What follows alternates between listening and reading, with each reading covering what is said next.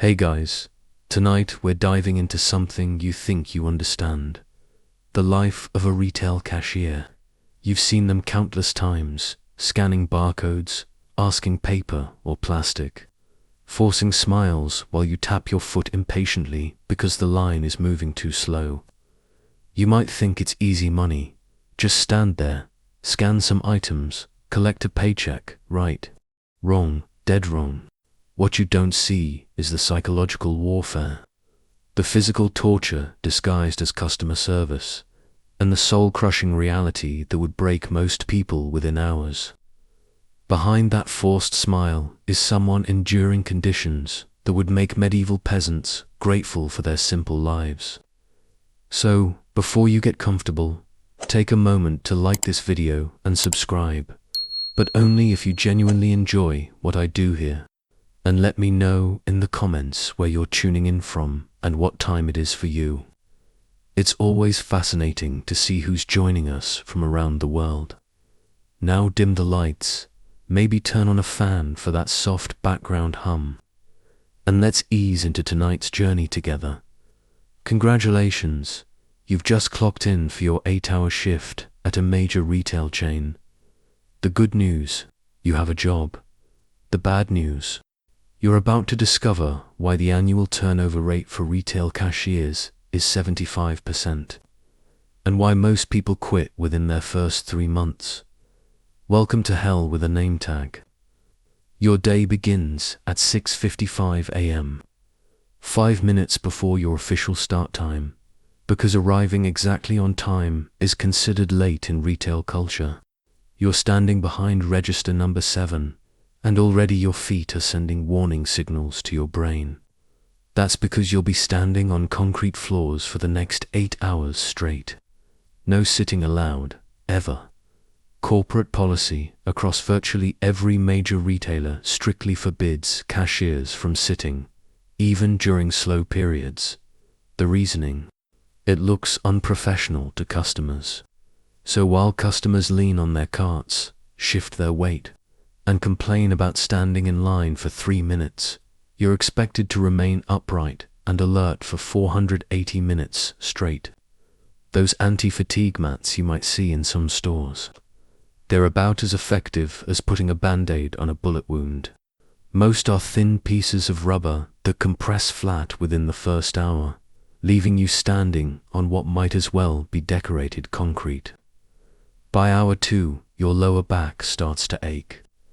By hour 3, it feels like someone's driving railroad spikes into your spine. Your feet begin to swell inside your mandatory non-slip shoes, usually cheap. Uncomfortable sneakers that offer about as much arch support as a wet piece of cardboard. The fluorescent lights above buzz constantly, casting that particular shade of institutional white that makes everyone look vaguely ill. The temperature is kept at a steady 68 degrees, too cold when you're standing still, but perfect for customers who are walking around with coats on. And this is just the physical environment. You haven't even dealt with your first customer yet. The register itself is a technological relic, probably installed during the Bush administration, the first one. It takes approximately 47 seconds to boot up, which means you're already behind before you start. The scanner works about 80% of the time, requiring you to manually type in barcodes, while customers tap their fingers and check their phones impatiently. Your workspace is roughly 3 feet by 4 feet, smaller than most prison cells. Everything you need for your 8-hour shift must fit in this space: bags, receipt paper, cleaning supplies, and a small trash can that overflows by noon, because it's emptied once per day if you're lucky. Still think this sounds manageable? We're just getting started. Chapter 2. The Human Cattle Drive. The scanner beeps, that electronic chirp you'll hear, approximately 2,000 times before your shift ends. Customer number 1 approaches your lane. It's 7:03 a.m., and they're holding 47 items in a 10 items or less lane. You say nothing. You can't. See, Here's something most people don't understand about retail. The customer is always right, even when they're mathematically, objectively wrong. Confrontation means a complaint. A complaint means a meeting with your manager. A meeting with your manager means you might lose the job you desperately need to pay rent. So you smile, that dead-eyed retail smile that doesn't reach anywhere near your soul, and begin scanning. Bananas with no barcode sticker. You memorize clue codes, but there are over 4,000 of them. 4,011 for bananas, 4,664 for red grapes, 40654 green bell peppers. Get it wrong and you'll hold up the line while a supervisor comes over to fix your mistake. The customer watches you like a hawk, scrutinizing every price that appears on the screen. That was on sale, they announce, pointing to a can of soup. You haven't seen the ad, haven't memorized every promotional price, but you nod and call for a price check. The line behind them grows. 5 people become 10. 10 become 15.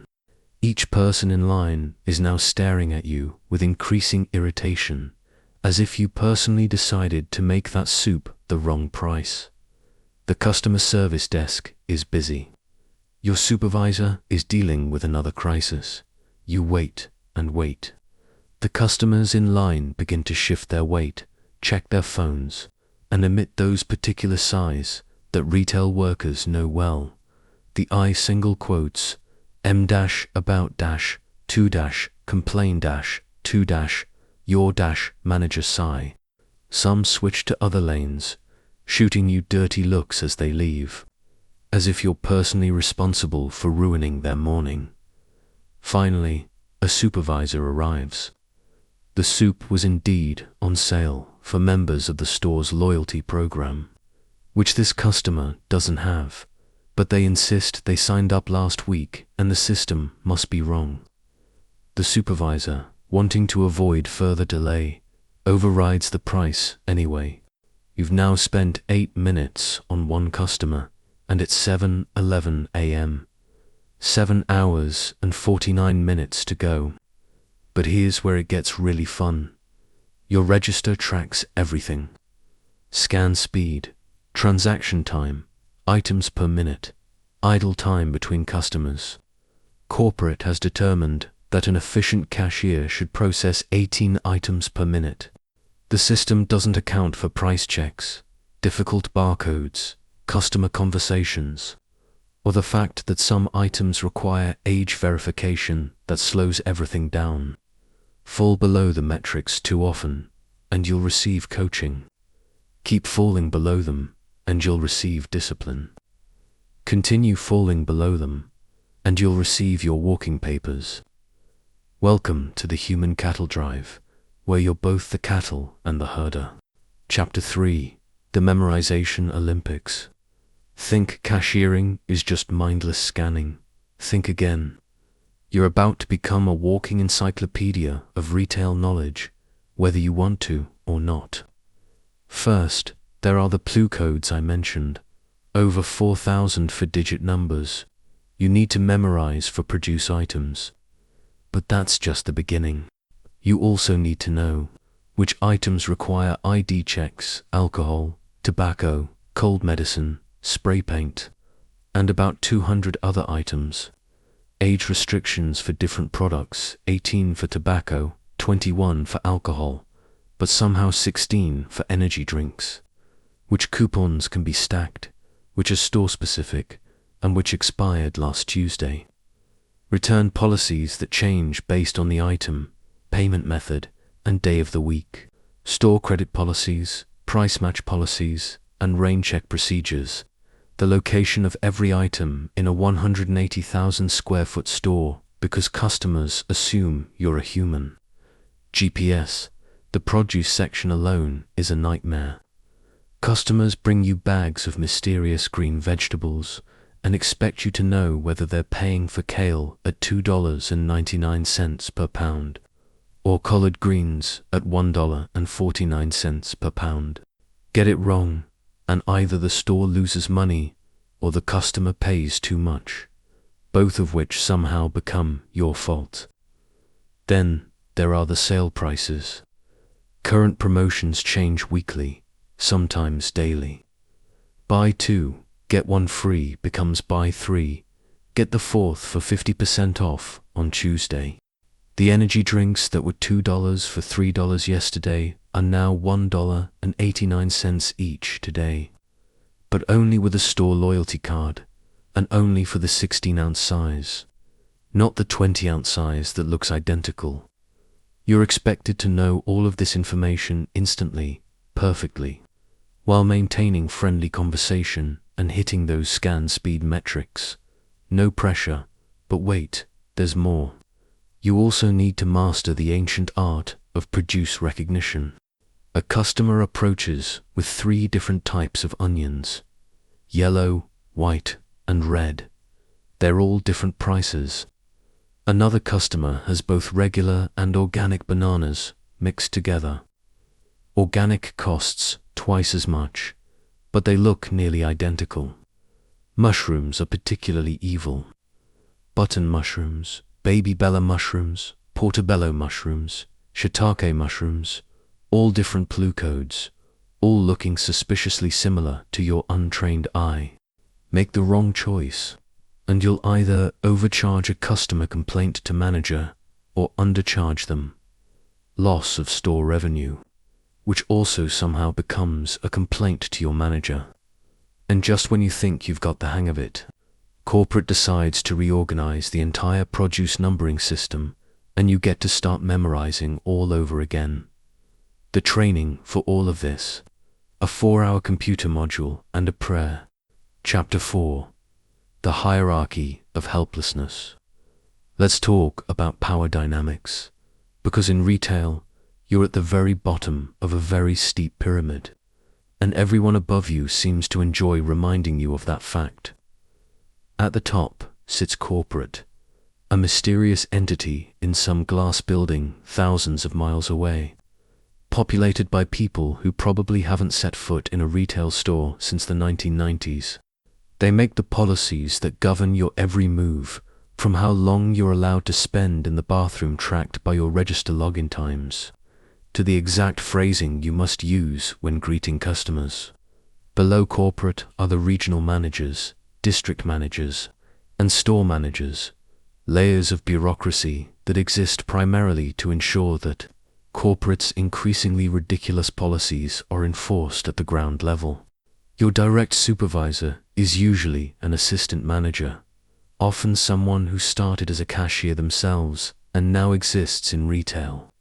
Purgatory, making slightly more money in exchange for being yelled at by both customers and management. They're the ones who deliver the bad news.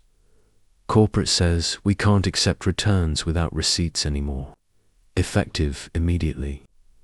They're also the ones who field customer complaints about policies they didn't create and can't change. Then there's your store manager, a person so busy putting out fires that you might see them twice during your 8-hour shift, usually while they're power walking past your register on their way to deal with another crisis. But here's the cruel irony: while you have zero authority to change anything, you're held personally responsible for everything that goes wrong. Customer upset about a return policy, your fault for not explaining it better. Register running slowly, your fault for not working around it efficiently. Price discrepancy, your fault for not knowing the sale expired at midnight.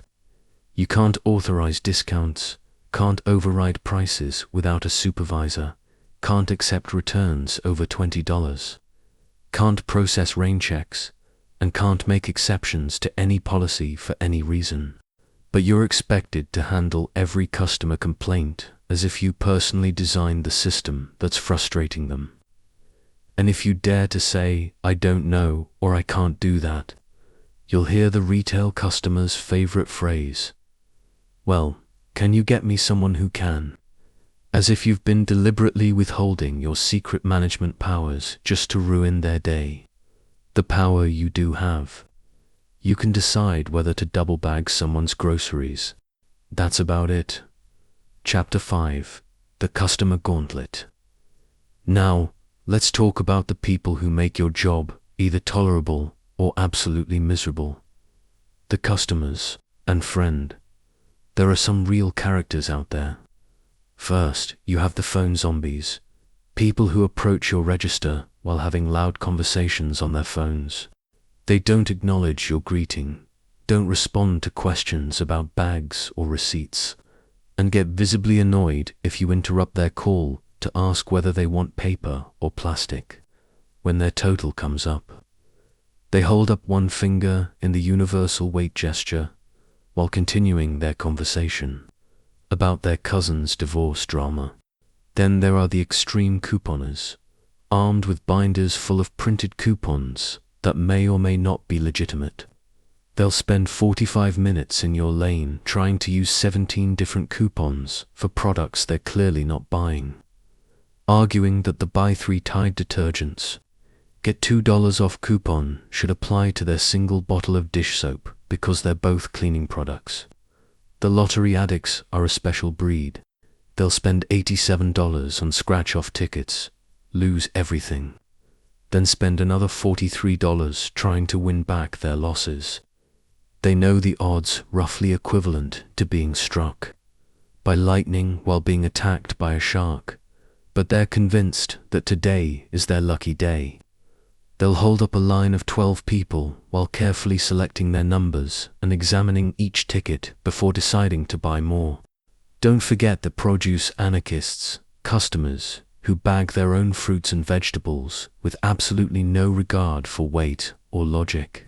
They'll put one grape in a bag or stuff 17 pounds of potatoes into a single plastic bag that immediately tears open at your register. When you try to reweigh their items, they act personally offended, as if you're questioning their very integrity. The ID checkers are customers who get genuinely angry when you ask to see identification for age-restricted purchases.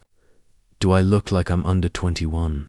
They'll demand, while you explain that you're required to check everyone's ID regardless of apparent age.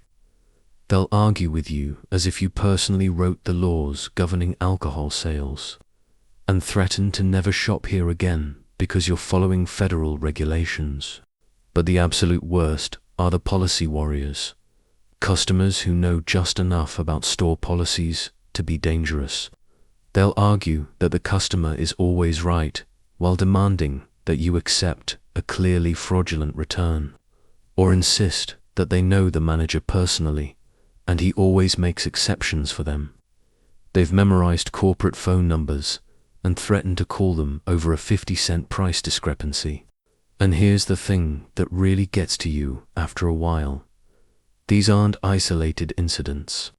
This is every day, every shift, customer after customer. The nice, normal people blend into the background, you barely remember them. But the difficult ones, they stick with you. They're the reason you dread coming to work. Chapter 6. The Surveillance State. Think Big Brother was just a fictional dystopia. Welcome to modern retail, where every second of your workday is monitored, recorded, and analyzed by systems that would make the NSA jealous. Your register isn't just a cash register, it's a data collection device that tracks your every move. How long you take between customers, how many items you scan per minute, how long your transactions take, how often you call for supervisor overrides, how many price checks you request, how long you spend on each task. But it doesn't stop there. Cameras are everywhere, pointed at the customers, pointed at the merchandise, and pointed at you. Every interaction you have is being recorded. Corporate loss prevention departments regularly review footage to catch employees who are time-stealing their term for taking a bathroom break that lasts 30 seconds longer than they deem appropriate. The computer system tracks when you log in and log out of your register, down to the second. Take too long coming back from break, the system flags it. Step away from your register to help a customer find something. The system sees idle time and wants an explanation. Some stores have implemented even more invasive monitoring. Sensors that track your movements around the store. Software that analyzes your speech patterns during customer interactions to ensure you're following the approved scripts. Systems that monitor your productivity and compare it to other employees in real time. Your employee discount card tracks everything you buy, and loss prevention reviews these purchases for suspicious patterns. Buy too many of the same item. Flagged. Purchase something that goes on sale the next day. Flagged. Use your employee discount in a way they don't like. Flagged. The break room. Also monitored. Conversations are recorded for security purposes. The scheduling system tracks your availability and flags you if you call in sick too often, even if you're legitimately ill. Some stores have started requiring doctor's notes for any absence, even single-day illnesses. And here's the really fun part. While you're being watched constantly, the people watching you are also being watched. Your supervisors are monitored for how often they override prices, how they handle employee discipline, and how well they enforce corporate policies. It's surveillance all the way up the chain. The psychological effect is exhausting. You can't relax, can't be human, can't have an off moment. You're performing for an invisible audience of corporate analysts who are paid to find reasons to eliminate your job, privacy. That's not in the employee handbook. Chapter 7. The Physical Breakdown. Let's talk about what 8 hours of retail cashiering does to your body, because after 6 months on the job, you'll feel like you've aged 6 years. Your feet are the first casualties. Standing on concrete for extended periods causes plantar fasciitis, a painful inflammation of the tissue that connects your heel to your toes. By the end of your shift, every step feels like walking on broken glass. The pain radiates up your legs into your calves and thighs. Your back comes next. The register is positioned at a height that's perfect for nobody, too high for shorter people, too low for taller ones. You'll develop a permanent hunch from leaning over to scan items and bag groceries.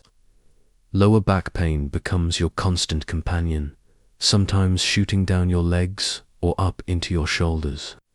Your wrists and forearms take a beating from the repetitive scanning motion. Carpal tunnel syndrome is epidemic among cashiers.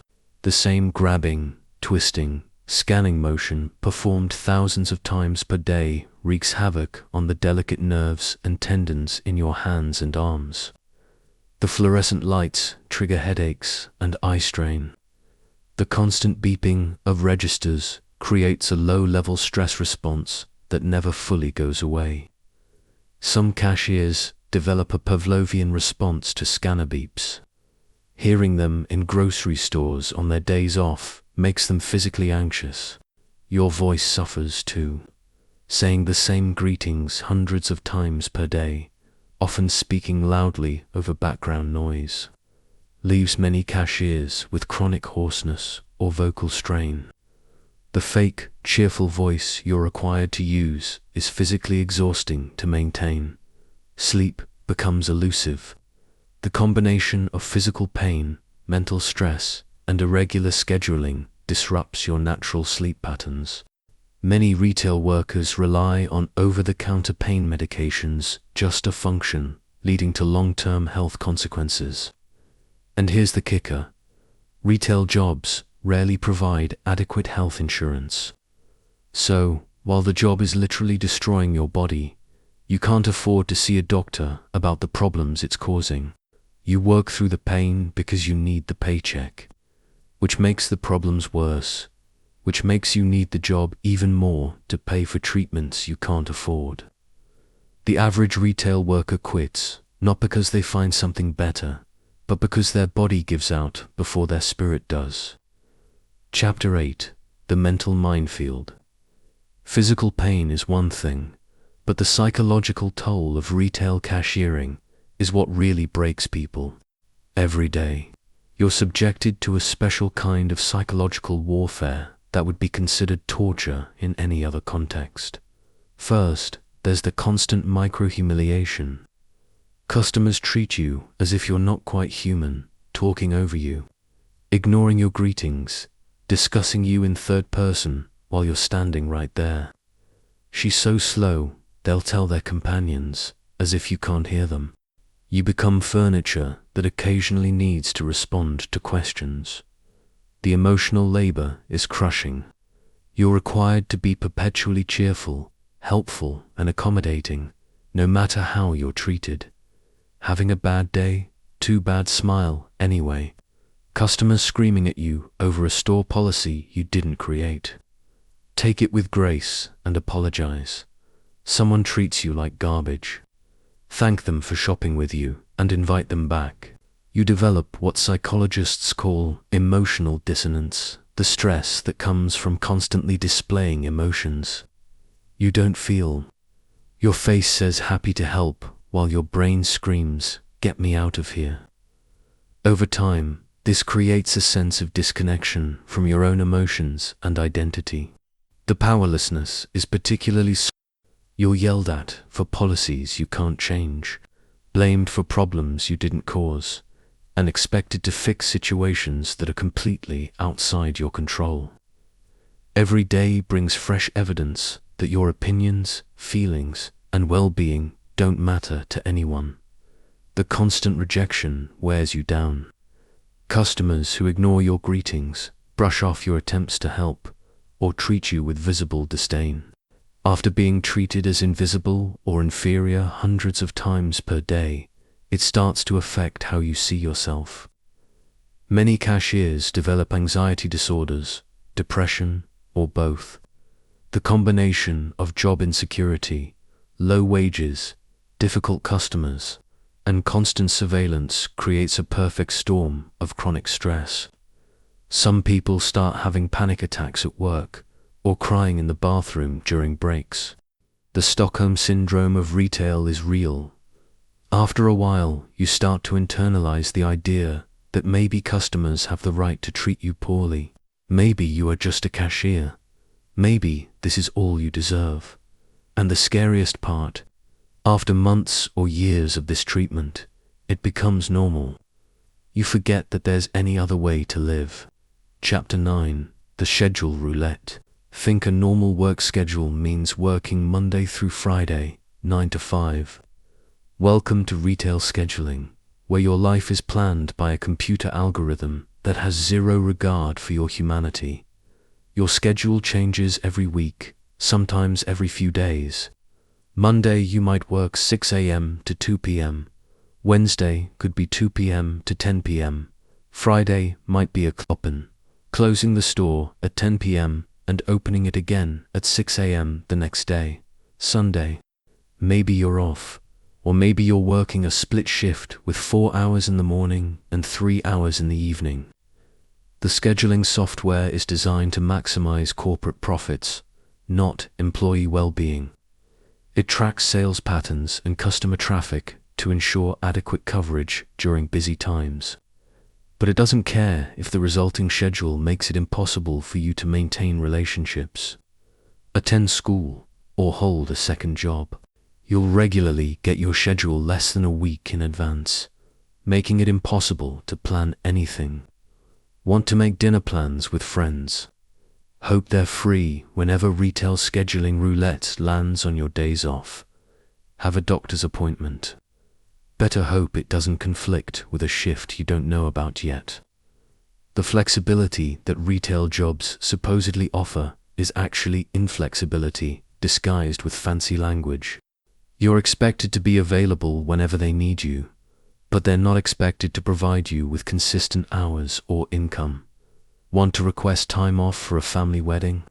Submit the request 6 weeks in advance and pray to the scheduling gods. Many stores deliberately keep most employees just under full-time hours to avoid paying benefits. You might work 38 hours one week and 15 hours the next, making it impossible to budget or plan your finances. Need more hours to pay rent. You'll have to beg for additional shifts or pick up hours from coworkers who call in sick. The call-in system is particularly cruel. You might be scheduled off, making plans for your rare free day, only to receive a call asking you to come in because someone didn't show up. Say no too often, and your future scheduling will suffer. Say yes too often, and you'll never have a life outside of work. Holiday scheduling is its own special hell. Retail workers are required to work most holidays, often with only Christmas Day off. Black Friday, the day after Thanksgiving, is mandatory for virtually everyone. Some stores now open on Thanksgiving Day itself, because apparently even family dinner isn't sacred when there's money to be made. Your social life becomes non-existent. While your friends work normal schedules and have weekends off, you're working Saturday and Sunday, the busiest retail days. Dating becomes nearly impossible when you can't commit to plans more than a few days in advance. The constant schedule changes disrupt your sleep patterns, your eating habits, and your mental health. Your body never adjusts to a routine because there is no routine.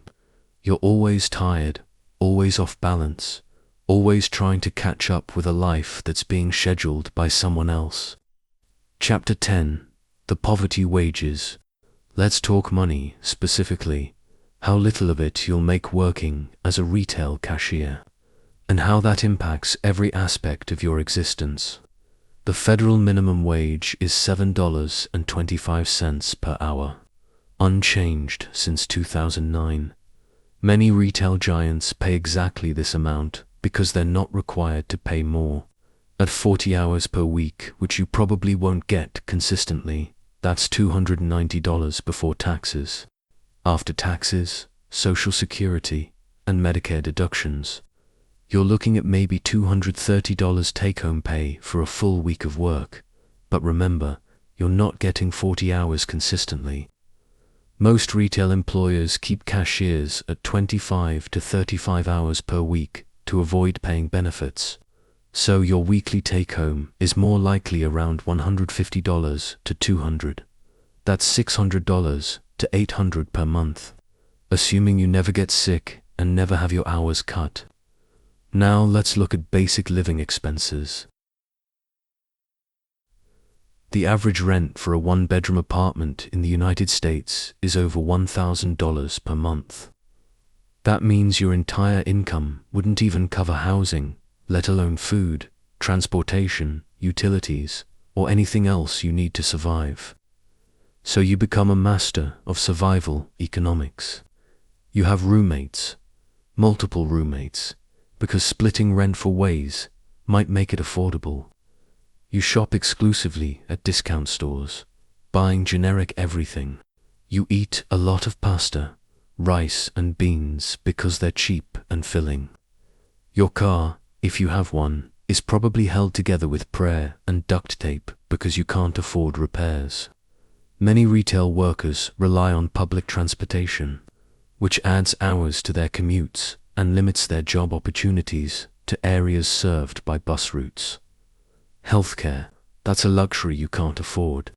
Most retail jobs offer health insurance, but the employee contribution is often $200 to $400 per month, money you simply don't have.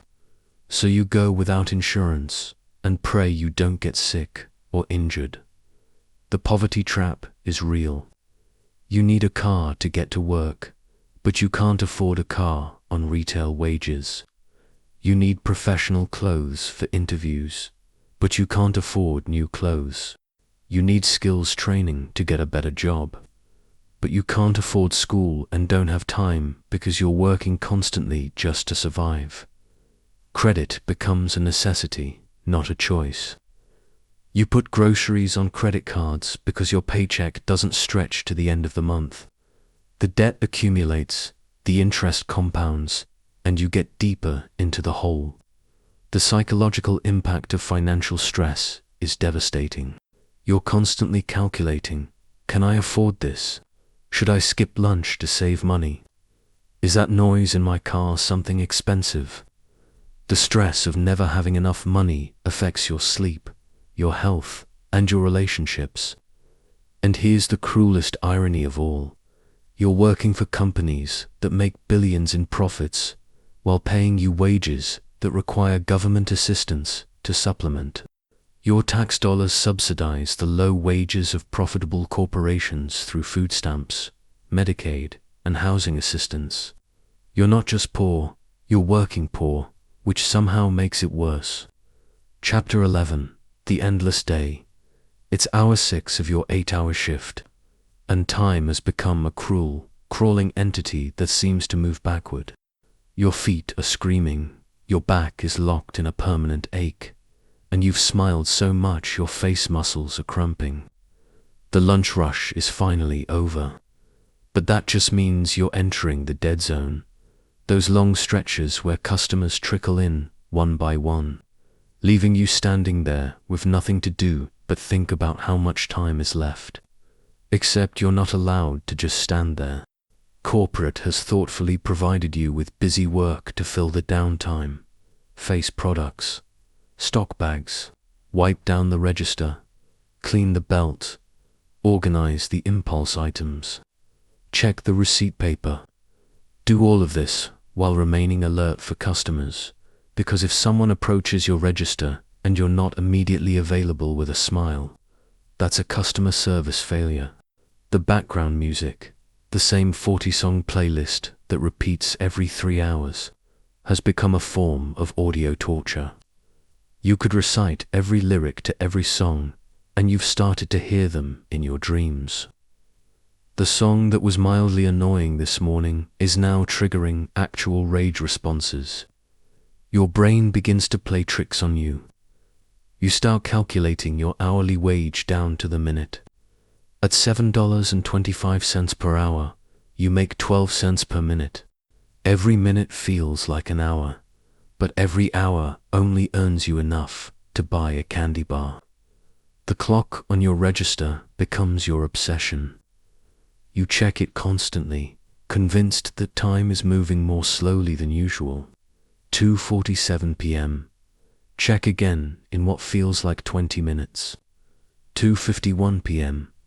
Einstein was wrong about relativity. He never worked retail. You develop a 1,000-yard stare, the retail equivalent of battle fatigue. Your body is present, scanning items and making change, but your mind has gone somewhere else entirely. You're running on autopilot, muscle memory keeping you functional while your consciousness retreats to a safe mental space. The afternoon customers are different from the morning crowd. These are the people who have nowhere else to be.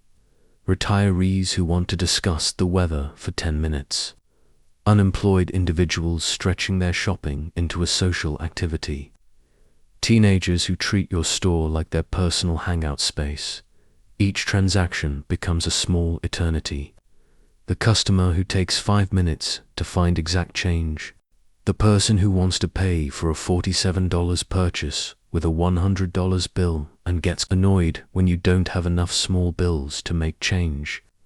The shopper who waits until after you've scanned 30 items to mention they have coupons. Your co-workers are struggling too. You can see it in their eyes. The same glazed expression, the same mechanical movements, the same barely suppressed desperation. Break times become therapy sessions. 5-minute intervals where you all stand in the parking lot and remind each other that this shift will eventually end. But the worst part, knowing you have to do it all again tomorrow. Chapter 12. The breaking point. Everyone has a breaking point in retail. For some, it comes after a few weeks. For others, it takes months or even years. But eventually, every retail worker reaches that moment when their soul finally says no more.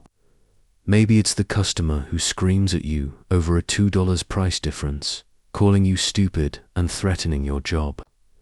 Maybe it's the supervisor who writes you up for taking too long in the bathroom while you are dealing with a medical issue. Maybe it's coming home from another soul-crushing day to discover your paycheck won't cover your basic expenses again. Or maybe it's something smaller, the final straw that breaks the camel's back, the register that freezes for the fourth time today, the coworker who doesn't show up, leaving you to handle 2 lanes simultaneously, the customer who pays for a pack of gum with a credit card and gets irritated when the transaction takes more than 5 seconds. The breaking point doesn't always look dramatic. Sometimes it's quiet, standing in your shower after work, letting the hot water run over your aching body and realizing you'd rather be homeless than go back tomorrow. Sometimes it's crying in your car in the parking lot before your shift, knowing you can't handle another day but needing the money desperately to quit. Some people break spectacularly. They snap at a customer, tell a supervisor exactly what they think of corporate policies, or simply walk out mid-shift. These stories become retail folklore, shared in hushed tones in break rooms across America. Others break slowly, piece by piece. They start calling in sick more often. They stop caring about customer service scores. They go through the motions with dead eyes, counting down the days until they can find something else or save enough money to escape. The turnover statistics tell the story. 75% of retail workers quit within their first year. The job doesn't fire people, it breaks them. It takes ordinary human beings and subjects them to conditions that would be considered inhumane in any other context, then acts surprised when they can't handle it. But here's what's truly tragic. Many of these breaking points could be prevented with basic human dignity. Better wages, consistent scheduling, adequate staffing, management training that emphasizes treating employees as people rather than resources. The solutions aren't complicated. They're just not profitable enough for corporate shareholders. So the cycle continues. Workers break, quit, and are replaced by new workers who don't yet know what they're signing up for. The system sustains itself by constantly burning through human beings, treating them as expendable parts in a profit-generating machine. And tomorrow, someone new will clock in for their first day, convinced they're tougher than the person they're replacing, unaware that the job doesn't care how tough you think you are. So there you have it, a single day in the life of a retail cashier, multiplied by however long someone can endure before their body or spirit gives out. You've seen the physical torture disguised as customer service, the psychological warfare masked as corporate policy, and the financial stress hidden behind forced smiles. Every time you approach a checkout line, you're interacting with someone who might be holding back tears, fighting through physical pain, or calculating whether they can afford to eat lunch today. That person scanning your items has been standing for hours, dealing with difficult customers, and working for wages that require them to choose between paying rent and buying groceries. The next time you hear someone dismiss retail work as just a job for teenagers or easy money, remember what you've learned tonight. Remember that the person behind the register is probably more stressed, more tired, and more financially desperate than you realize. Remember that their forced smile is a job requirement, not a reflection of how they're actually feeling. The retail industry in America is built on a foundation of human suffering, disguised with cheerful corporate marketing and customer is always right propaganda. It extracts maximum value from workers while providing minimum compensation, then discards them when they can no longer function. But perhaps most importantly, remember that these workers are people, complex human beings, with dreams, families, struggles, and dignity that deserves respect. They're not there to absorb your frustration with modern life. They're not responsible for corporate policies they have no power to change. They're just trying to survive in a system that treats them as expendable. The real question isn't whether you could last a day as a retail cashier. It's whether we, as a society, should accept a system that treats any worker this way. Because behind every register, there's a person whose humanity is worth more than corporate profits. And maybe, just maybe, if enough people understand what retail workers actually go through, we can start treating them with the respect and dignity they deserve. Chapter 13. The Corporate Surveillance Web. But wait, we've only scratched the surface of how deep the surveillance rabbit hole goes in modern retail. Remember that register tracking system I mentioned? It's actually connected to something much more sinister. A vast network of corporate data collection that would make the NSA jealous. Every keystroke you make is logged. Every pause between scans is timed. Every time you void a transaction, request a price check, or call for a supervisor, it's recorded in a database that follows you throughout your entire retail career. This data doesn't just disappear when you quit, it travels with you. The handheld scanners that supervisors carry, they're not just for inventory. They can pull up real-time data on your performance, including metrics you didn't even know were being tracked. How many times you've asked customers if they found everything okay? How often you've suggested add-on purchases? Whether your drawer came up short or over at the end of your last 10 shifts. But here's where it gets truly dystopian. Facial recognition software. Major retailers have begun implementing systems that track not just what customers buy, but which employees serve them. The software analyzes customer facial expressions during transactions to determine satisfaction levels and correlates this data with individual cashier performance. Having a bad day and can't force that smile, the system notices. Customer looks frustrated while you're helping them. That gets logged as a negative interaction, even if the customer's frustration has nothing to do with you. The software doesn't understand context. It just sees data points and generates reports that could affect your employment. Some stores have experimented with voice recognition software that analyzes tone, pace, and word choice during customer interactions. Speak too quietly. Marked as poor customer engagement. Take too long to respond. Flagged as inefficient service. Use the wrong phrasing when offering the store credit card. Noted as non-compliance with sales protocols. The break room monitoring I mentioned earlier. It's not just about security. Advanced systems now use audio analysis to detect negative sentiment in employee conversations. Complain too much about working conditions, and you might find yourself scheduled for fewer hours. Express frustration with management policies, and suddenly you're receiving additional coaching sessions. Even your social media activity isn't safe.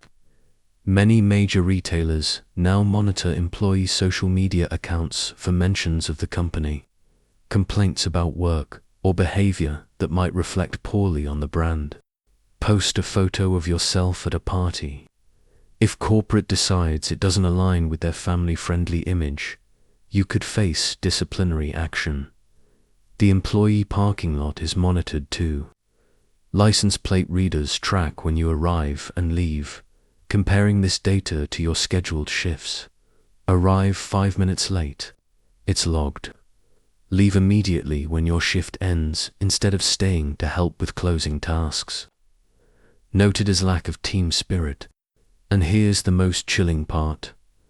This data is often shared between retailers. That database of your performance metrics, disciplinary actions, and behavioral patterns can follow you from job to job within the industry. Apply for a position at a competing store, and they might already know about that time you called in sick too often, or when you had a customer complaint filed against you. The goal isn't just monitoring, it's control. By tracking every aspect of your behavior, corporations can identify problem employees before they become union organizers, whistleblowers, or simply workers who demand better treatment. It's a system designed to keep you compliant, afraid, and replaceable. Chapter 14. The Theft Paranoia Machine. Now, let's talk about something that will make your retail experience Even more psychologically damaging, the assumption that you're a criminal. From day one, you're treated not as an employee, but as a potential thief who happens to be useful for the moment. Your bag gets searched every time you leave the store. Your locker gets inspected randomly. Your pockets might be checked if a supervisor feels like it. You're required to use clear bags or no bags at all when bringing personal items to work. Want to buy something during your break? You have to get a special receipt and have it verified by security before you can leave the building. But the real insult is the cash handling policies. Every transaction you process is scrutinized for signs of theft. Void too many items, you're stealing. Have your drawer come up short too often, you're stealing. Give correct change to customers. Well, maybe you're working with accomplices to steal. The training videos you watch are particularly demoralizing. Hour after hour of content about the various ways employees steal from their employers. Detailed explanations of sweethearting, giving unauthorized discounts to friends. Warnings about grazing, eating unpaid merchandise. Descriptions of complex schemes involving fake returns and fraudulent refunds. You're taught to watch your co-workers for signs of theft. That's right, you're expected to spy on the people you work alongside every day. Notice a colleague's drawer coming up short. Report it. See someone taking a drink from the cooler without paying. That's stealing, and you're supposed to tell management. The polygraph tests are the worst part. Yes, many major retailers still use lie detector tests, despite their questionable reliability. Fail to pass one, or refuse to take one, and you're automatically terminated, regardless of whether any actual evidence of wrongdoing exists. The questions are invasive, personal, and designed to make you feel guilty even if you've done nothing wrong. Have you ever stolen anything from any employer? Have you ever thought about stealing from this company? Do you use illegal drugs? Have you ever lied to get out of trouble? The polygraph operator watches your vital signs spike as you try to convince yourself that buying a candy bar and forgetting to pay for it when you were 12 doesn't count as theft. Loss prevention officers dress like customers and pretend to shop while actually watching employees. They have quotas they need to catch a certain number of employee thieves each month to justify their jobs. This creates an incentive to find theft even when it doesn't exist. Innocent mistakes become evidence of criminal intent. Honest errors become patterns of suspicious behavior. The psychological impact is devastating. You start second-guessing every action. Did I scan that item twice by accident? Will they think I was trying to steal? Should I tell someone that my drawer was 50 cents over today, or will that make them suspicious? You become paranoid about your own behavior, constantly worried that normal human mistakes will be interpreted as criminal activity. The irony, while you're being treated like a criminal for earning minimum wage, the executives making millions are often engaging in actual criminal behavior, wage theft, tax evasion, environmental violations, workplace safety violations, but somehow you're the one who needs to be watched. Chapter 15. The Health Hazard Minefield. Let's delve deeper into how working retail systematically destroys your physical health in ways that most people never consider. We touched on the obvious problems: sore feet, aching back, repetitive strain injuries. But the health hazards go much deeper and darker than surface-level discomfort. The air quality in most retail stores is toxic. Those fresh scents pumped through the ventilation system. They're chemical cocktails of artificial fragrances, many containing phthalates and volatile organic compounds that can cause headaches, respiratory problems, and hormone disruption. You're breathing this stuff for 8 hours a day, 5 or 6 days a week. The cleaning chemicals used in stores are often industrial strength and poorly ventilated. Floor cleaners, glass cleaners, disinfectants, you're exposed to a constant low-level chemical bath that can cause skin irritation, respiratory problems, and long-term health issues. Many cashiers develop chronic coughs, skin rashes, and eye irritation from prolonged exposure. Then there's the noise pollution, the constant beeping of scanners, the hum of refrigeration units, the overhead announcements, the background music. It's a wall of sound that never stops. Prolonged exposure to this noise pollution can cause hearing damage, tinnitus, and chronic stress responses. Your nervous system never gets a chance to relax. The fluorescent lighting deserves special mention. Those harsh, flickering lights don't just cause eye strain, they can trigger migraines, disrupt your circadian rhythms, and contribute to seasonal affective disorder. Some people develop photosensitivity from prolonged exposure, making them physically ill from certain types of lighting. Temperature extremes are another hidden health hazard. Stores are kept cold to preserve merchandise and encourage customers to shop quickly, but you're standing still for hours. Your body temperature drops, your circulation slows, and you develop chilblains, painful inflammation of the hands and feet from cold exposure.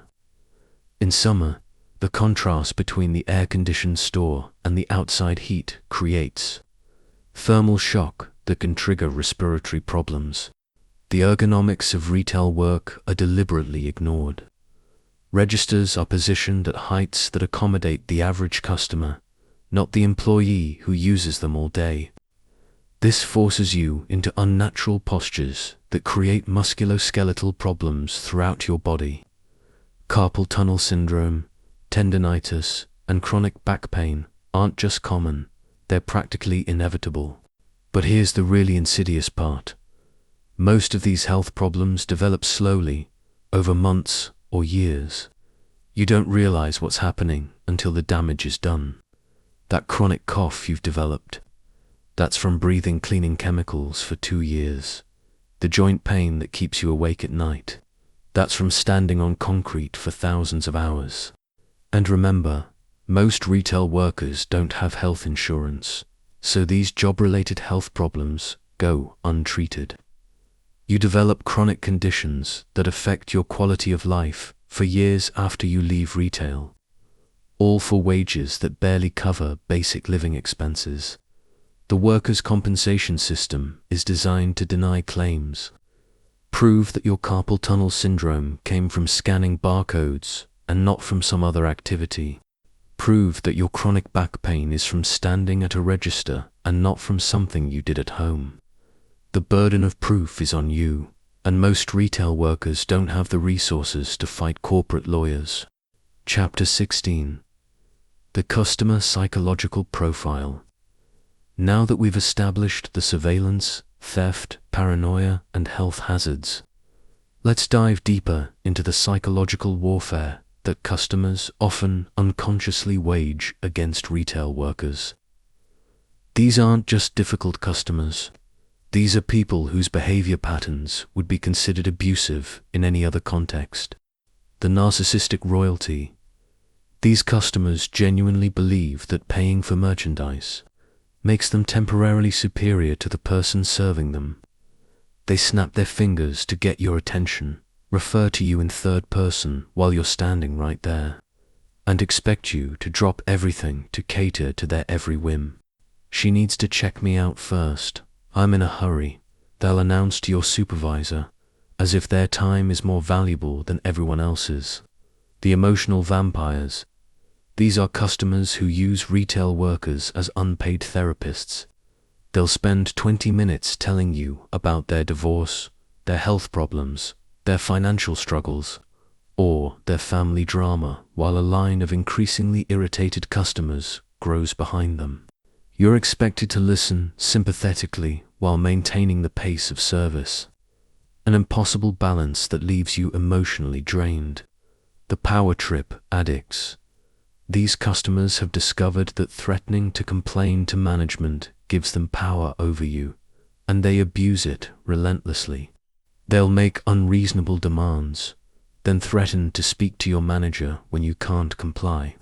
They know that most managers will side with customers regardless of logic, so they use this knowledge to bully employees into submission.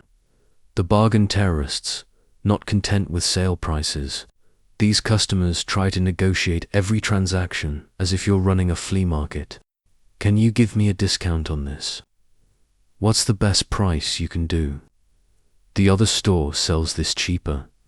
Can you match their price? They refuse to understand that you have no authority to change prices and act personally offended when you explain corporate policies. The technology deniers. These customers act as if credit card machines and barcode scanners are advanced alien technology that couldn't possibly be expected to work properly. When their card gets declined, it's obviously the machine's fault. When they can't figure out how to insert their chip card, it's clearly a design flaw. They want you to fix technology problems that are completely outside your control. The convenience addicts. These customers treat retail stores like their personal shopping assistants. They want you to leave your register to find items for them, call other stores to check inventory, special order products, and provide services that aren't part of your job description. When you explain that you can't abandon your register, they act as if you're being deliberately unhelpful. The return scammers. These aren't necessarily people trying to commit fraud. They're customers who genuinely believe that buying something gives them unlimited rights to return it under any circumstances. No receipt. I definitely bought it here. Item clearly used and damaged. It was like that when I bought it. Trying to return something from a completely different store. But you sell the same thing. The time thieves. These customers seem to have infinite time and assume you do too. They'll spend 15 minutes examining every item in their cart, comparing prices on their phone, making phone calls to ask family members for opinions, and generally treating your checkout lane like their personal decision-making space. But here's what makes this particularly insidious. Corporate policy requires you to accommodate all of these behaviors with a smile. You're not allowed to set boundaries, express frustration, or defend yourself. You have to absorb their emotional dysfunction and respond with artificial positivity. Over time, this constant exposure to psychological abuse changes you. You start to internalize the idea that your feelings don't matter, that your time isn't valuable, that your role in life is to absorb other people's negativity without complaint. Many retail workers develop complex PTSD from prolonged exposure to this treatment. Chapter 17. The scheduling nightmare deepens. Remember that scheduling chaos we discussed is actually much worse than you might imagine, and it's deliberately designed to keep you powerless and desperate. Let's explore the true psychological and financial warfare of retail scheduling. The algorithm that creates your schedule isn't just tracking sales patterns, it's tracking your personal vulnerabilities.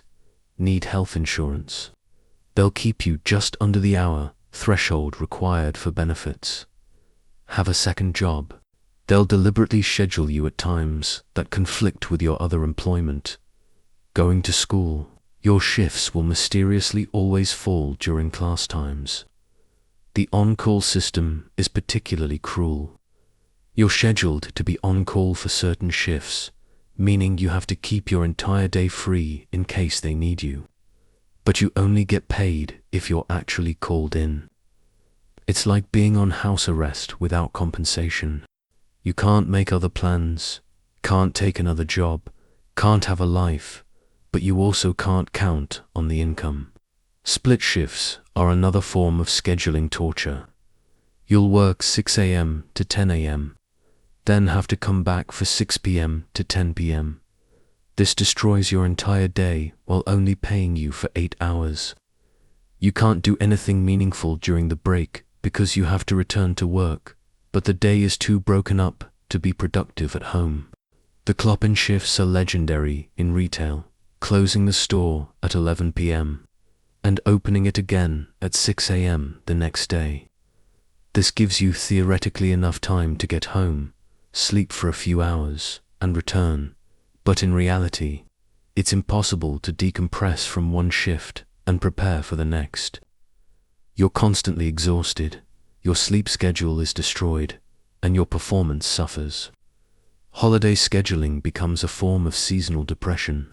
While everyone else is enjoying time with family, you're working mandatory shifts during the busiest, most stressful days of the year.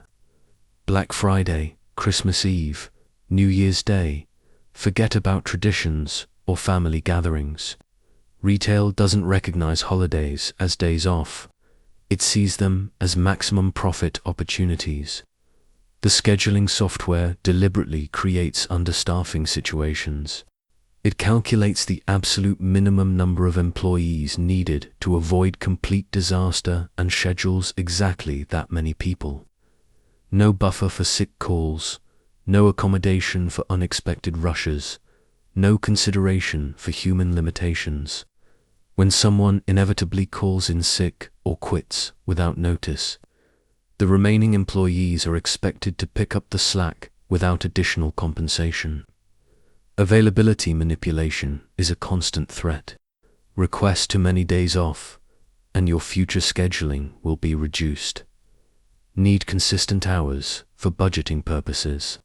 Too bad, the computer decides how many hours you get each week, based on algorithmic projections that treat you like a variable in an equation, not a human being with bills to pay. The psychological impact of unpredictable scheduling is devastating. You can't maintain relationships because you never know when you'll be free. You can't pursue education because classes conflict with ever-changing work schedules. You can't budget because your income varies wildly from week to week. You live in a constant state of uncertainty, always anxious about next week's schedule. Chapter 18. The Union Busting Machine. Here's something that might surprise you. The reason retail working conditions are so terrible isn't accidental. It's the result of decades of sophisticated union-busting strategies designed to keep workers powerless and afraid. From your first day of training, you'll be subjected to anti-union propaganda disguised as employee education. Mandatory videos explain how unions are third parties that will come between you and management, how union dues will eat up your paycheck, and how unionization might force the store to close. The message is clear. Unions are bad for you, and even thinking about them is dangerous. Managers are trained to identify union sympathizers among employees. Certain behaviors are red flags. Talking about wages with co-workers, complaining about working conditions, asking about employee rights, or showing leadership qualities that might threaten management authority. Once you're identified as a potential organizer, your work life becomes even more miserable. The union avoidance consultants that major retailers hire are specialists in psychological manipulation. They know exactly how to divide workers against each other, how to spread fear about job security, and how to make employees believe that their individual relationship with management is more valuable than collective bargaining power. Retaliation against union activity is illegal, but it happens constantly in forms that are difficult to prove. Suddenly, your schedule gets worse. Your performance reviews become more critical. You're written up for minor infractions that were previously ignored. You're passed over for promotions or training opportunities. The message is clear without being explicitly stated. The right-to-work laws in many states are actually right-to-work for less laws that weaken union power by allowing workers to benefit from union negotiations without paying dues. This creates free rider problems that drain union resources and reduce their effectiveness. It's a clever way to destroy unions while claiming to protect worker freedom. Many retail workers don't even know they have the legal right to organize. The National Labor Relations Act guarantees private sector workers the right to form unions. But retail employees are rarely informed of these rights.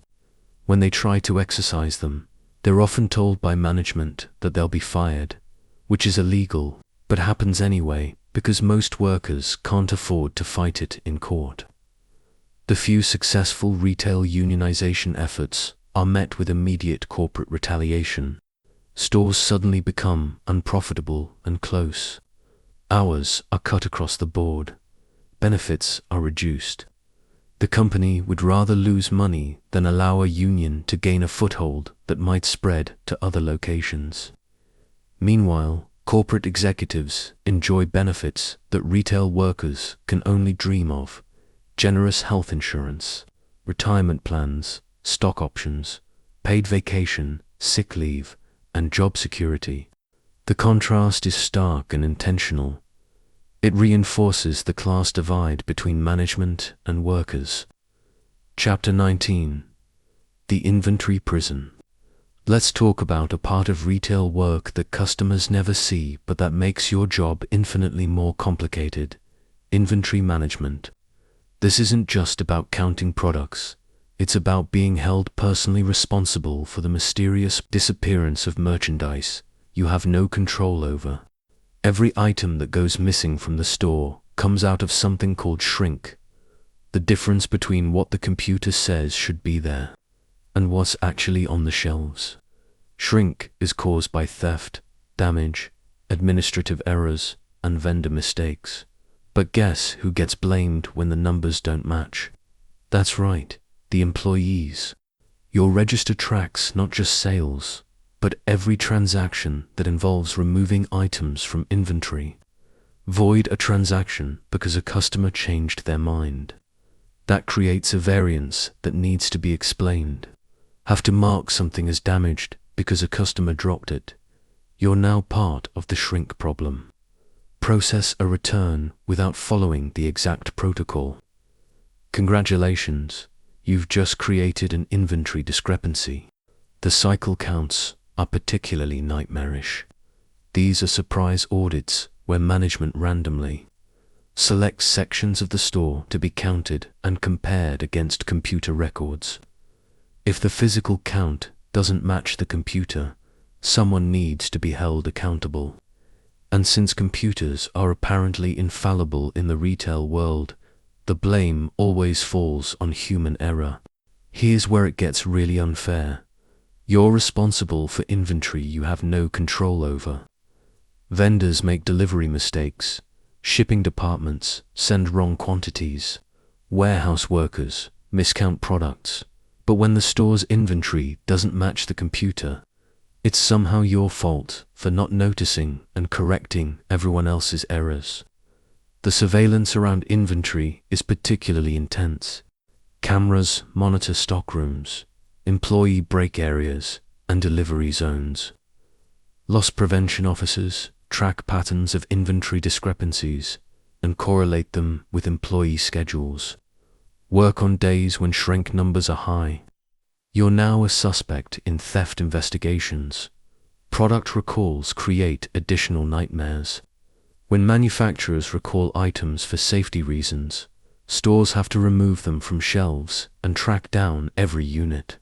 But customers have already bought some recalled items, others have been damaged or misplaced, and the computer still thinks they should all be accounted for.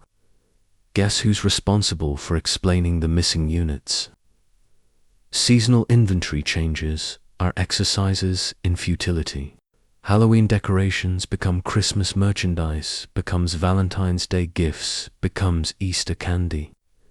Each transition creating opportunities for counting errors, damaged goods, and inventory mysteries that somehow become your responsibility to solve. The perpetual inventory system means counting never stops.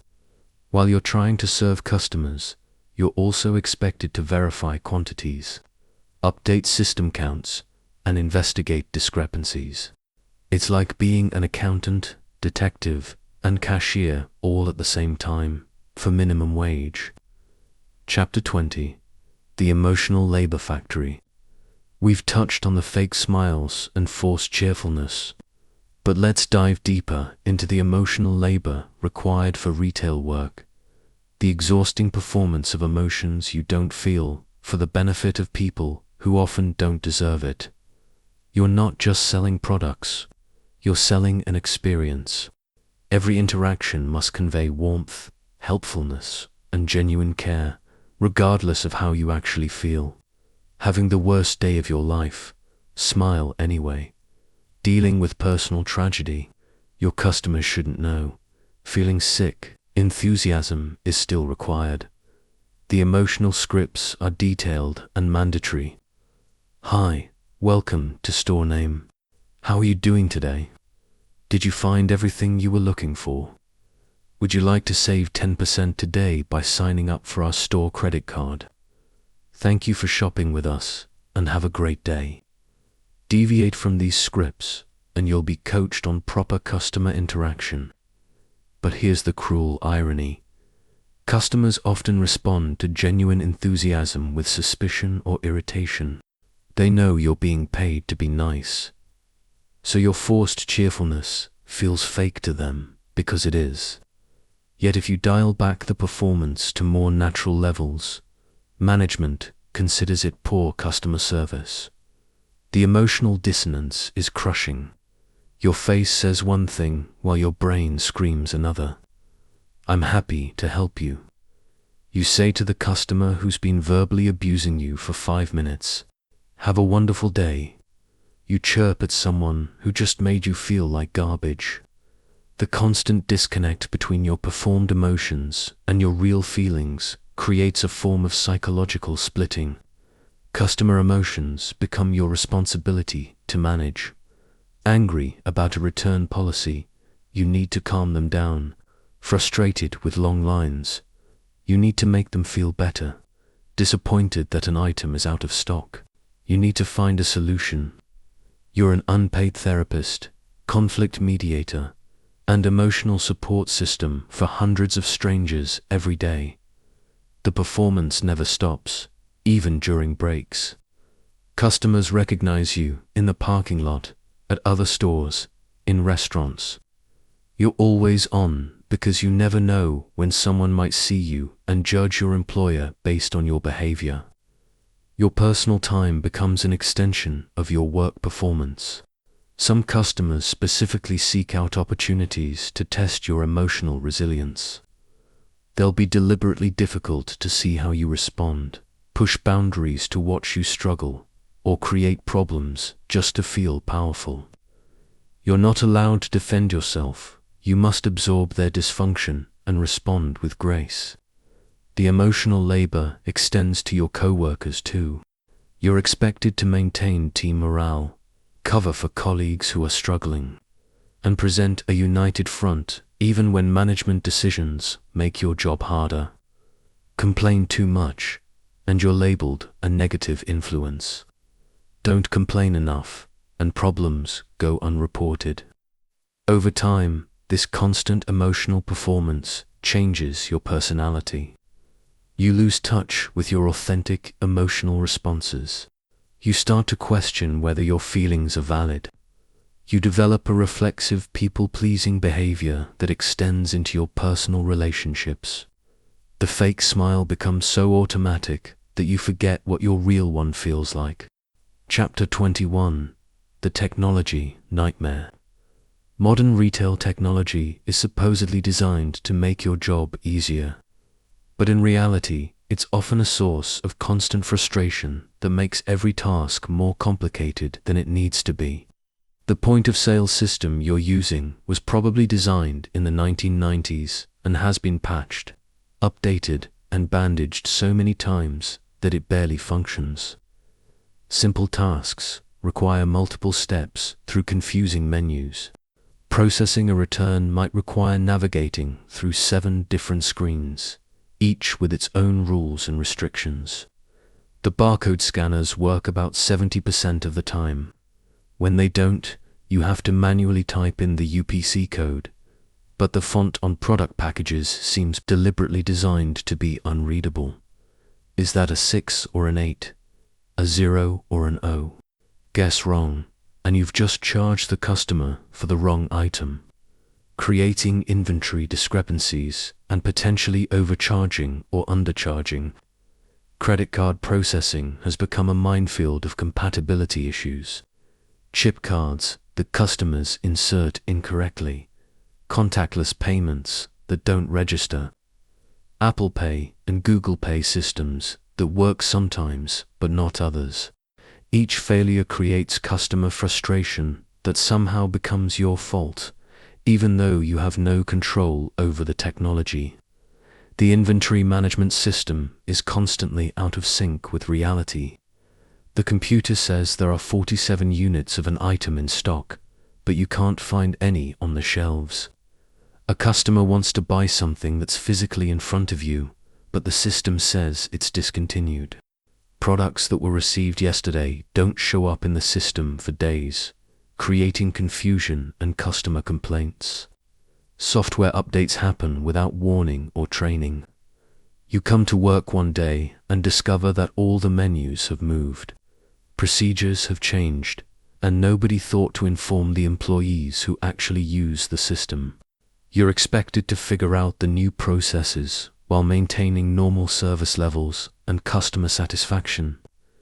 The Wi-Fi network is consistently unreliable, causing systems to freeze, crash, or run slowly. Price checks that should take seconds become multi-minute ordeals. Credit card authorizations time out. Inventory lookups fail. But customers don't care about technical difficulties. They just see incompetent service. Handheld devices for inventory management are shared among employees and rarely charged or properly maintained.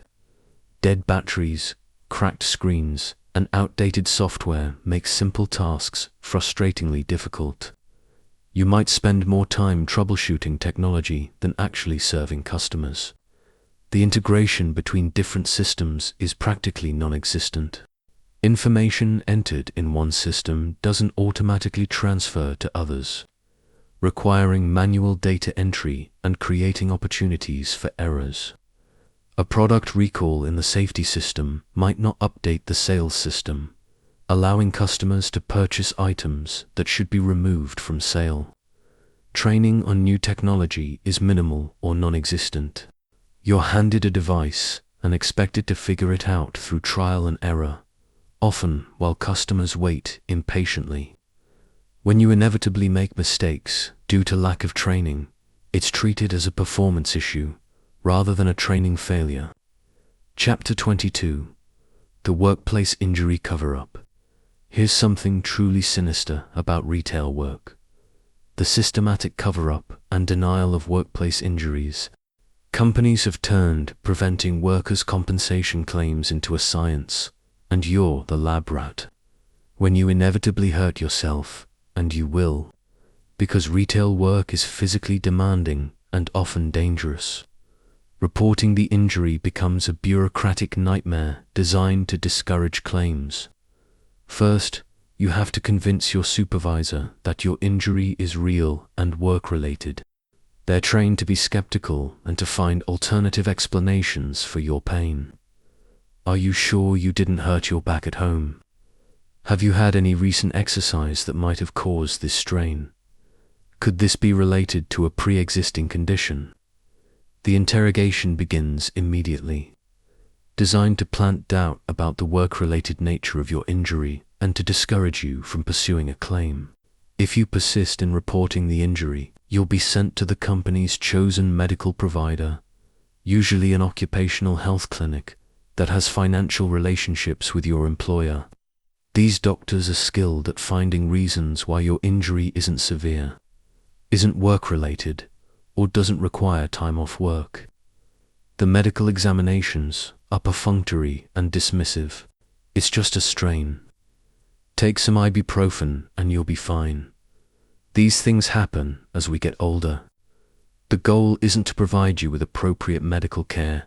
It's to minimize the company's liability and get you back to work as quickly as possible. Light duty assignments are designed to be so uncomfortable and degrading that you'll choose to return to full duty rather than continue with the restricted work. You might be assigned to stand in the parking lot counting cars, or to sit in a storage room folding plastic bags for 8 hours. The message is clear. Being injured is your fault, and you'll be punished for it. Drug testing is mandatory for any reported workplace injury, even if drugs couldn't possibly have contributed to the incident. Test positive for anything, including legal medications or marijuana used, days earlier in a legal state, and your injury claim is automatically denied. The testing serves as both a deterrent to reporting injuries and a convenient excuse to deny legitimate claims. Retaliation against workers who file injury claims is illegal but commonplace. Suddenly your performance reviews become more critical. Your schedule gets worse. You're passed over for promotions. Co-workers are encouraged to view you as a malingerer. The harassment continues until you either quit or stop pursuing your claim. The statistics are manipulated to hide the true extent of workplace injuries. Minor injuries that should be reported aren't documented. Serious injuries are classified as minor incidents. Patterns of similar injuries are obscured by spreading reports across different categories or time periods. Many workers suffer from chronic pain and long-term disabilities caused by retail work, but never receive proper medical treatment or compensation. They're told their pain is normal, age-related, or unrelated to work. They live with preventable suffering because acknowledging the true health costs of retail work would be expensive for employers. Chapter 23: The Uniform and Dress Code Tyranny. Let's talk about something that seems minor but becomes a daily source of stress and expense. The uniform and dress code requirements that control every aspect of your appearance while you're being paid minimum wage. Most retail stores require you to purchase your own uniforms, despite this being illegal in many states when it brings your wages below minimum wage. The company's shirts cost $25 each, pants cost $40, and shoes must be from an approved list of expensive brands. You'll need multiple sets because wearing the same shirt 2 days in a row is considered unprofessional. The dress code manual is absurdly detailed. Specific colors, fabric types, and styles are mandated. No logos except the company's. No visible tattoos or piercings beyond 1 earring per ear. Hair must be natural colors. Apparently pink hair affects your ability to scan barcodes. Nail polish is either banned entirely or limited to conservative colors, as if red fingernails might frighten customers. For women, the requirements are particularly restrictive and expensive. Makeup is often mandatory, but it must be professional, not too much, not too little, and certainly nothing dramatic. High heels might be required despite spending 8 hours on your feet. Skirts must be a certain length, blouses a certain style, and everything must be dry cleaned to maintain the required appearance. The uniform becomes a financial burden. Between purchasing required clothing, maintaining it properly, and replacing items as they wear out, you might spend hundreds of dollars just to be allowed to work for minimum wage. The irony of having to pay for the privilege of representing a billion-dollar corporation is apparently lost on management. Seasonal uniform changes add to the expense. Summer uniforms, winter uniforms, holiday-themed accessories, each season brings new required purchases. The company makes money selling uniforms to its own employees, while claiming these requirements are necessary for brand consistency. Personal expression is crushed under corporate conformity. Your hair, makeup, jewelry, and clothing choices must all conform to someone else's idea of professionalism. The message is clear. Your individuality is less important than corporate image, and you'll pay for the privilege of suppressing your personal style. Grooming standards extend beyond work hours. Many companies prohibit employees from drastically changing their appearance between shifts. Get a dramatic haircut on your day off, and you might face disciplinary action when you return to work. Your personal grooming choices become subject to corporate approval. The enforcement is arbitrary and often discriminatory. Dress code violations that would be ignored for some employees become major issues for others. Managers play favorites, and dress code enforcement becomes a tool for harassment rather than legitimate policy implementation. Accommodation for religious or medical needs is often denied or made so difficult that employees give up trying. Need to wear a head covering for religious reasons. Expect a fight. Require special shoes for a medical condition. Prepare for extensive documentation requirements and possible denial. Chapter 24. The exit interview gaslighting. Finally, when you've reached your breaking point and decided to quit, whether you have another job lined up or not, you'll face one final insult: the exit interview, a masterclass in corporate gaslighting designed to make you question your own experiences and absolve the company of responsibility for your departure. The HR representative conducting the interview has perfected the art of dismissive sympathy. They'll nod understandingly while you explain the problems that led to your resignation, then subtly imply that these issues are either your fault or evidence of your inability to handle a challenging work environment. I understand that retail can be demanding, they'll say, as if demanding is a euphemism for abusive. Some people just aren't cut out for customer service work. The implication is clear. The problem isn't the job, it's you. You weren't tough enough, dedicated enough, or professional enough to handle what they consider normal working conditions. Your complaints about working conditions will be reframed as personal failings. Chronic pain from standing on concrete. Perhaps you should have invested in better shoes. Stress from impossible performance metrics. Time management and prioritization are important skills in any job. Frustration with abusive customers. Learning to work with difficult people is part of professional development. The exit interview form is designed to extract positive feedback while minimizing negative comments. Questions are phrased to elicit responses that protect the company. What did you enjoy most about working here? How could you have been more successful in this role? Would you recommend this company to a friend? There's no space for this job, nearly destroyed my physical and mental health. Any constructive criticism you offer will be met with explanations about why the problems you experienced are actually features, not bugs. The unpredictable scheduling. Flexibility is important in retail. The surveillance. We want to help our employees succeed. The low wages. We offer competitive compensation for entry-level positions. They'll ask about your future plans with barely concealed smugness. The underlying message is that you're making a mistake by leaving, that you'll never find anything better, and that you'll be back begging for your job within a few months. The door is always open, they'll say, knowing that most people would rather be homeless than return. Your complaints about management will be dismissed as misunderstandings or personality conflicts. Manager Smith has been with us for 15 years. He's very experienced in developing employees. Translation: his abusive behavior is company policy, and you are the problem for not accepting it gracefully. Any suggestion that supervisors might need better training or oversight is met with defensive corporate speak about their investment in leadership development.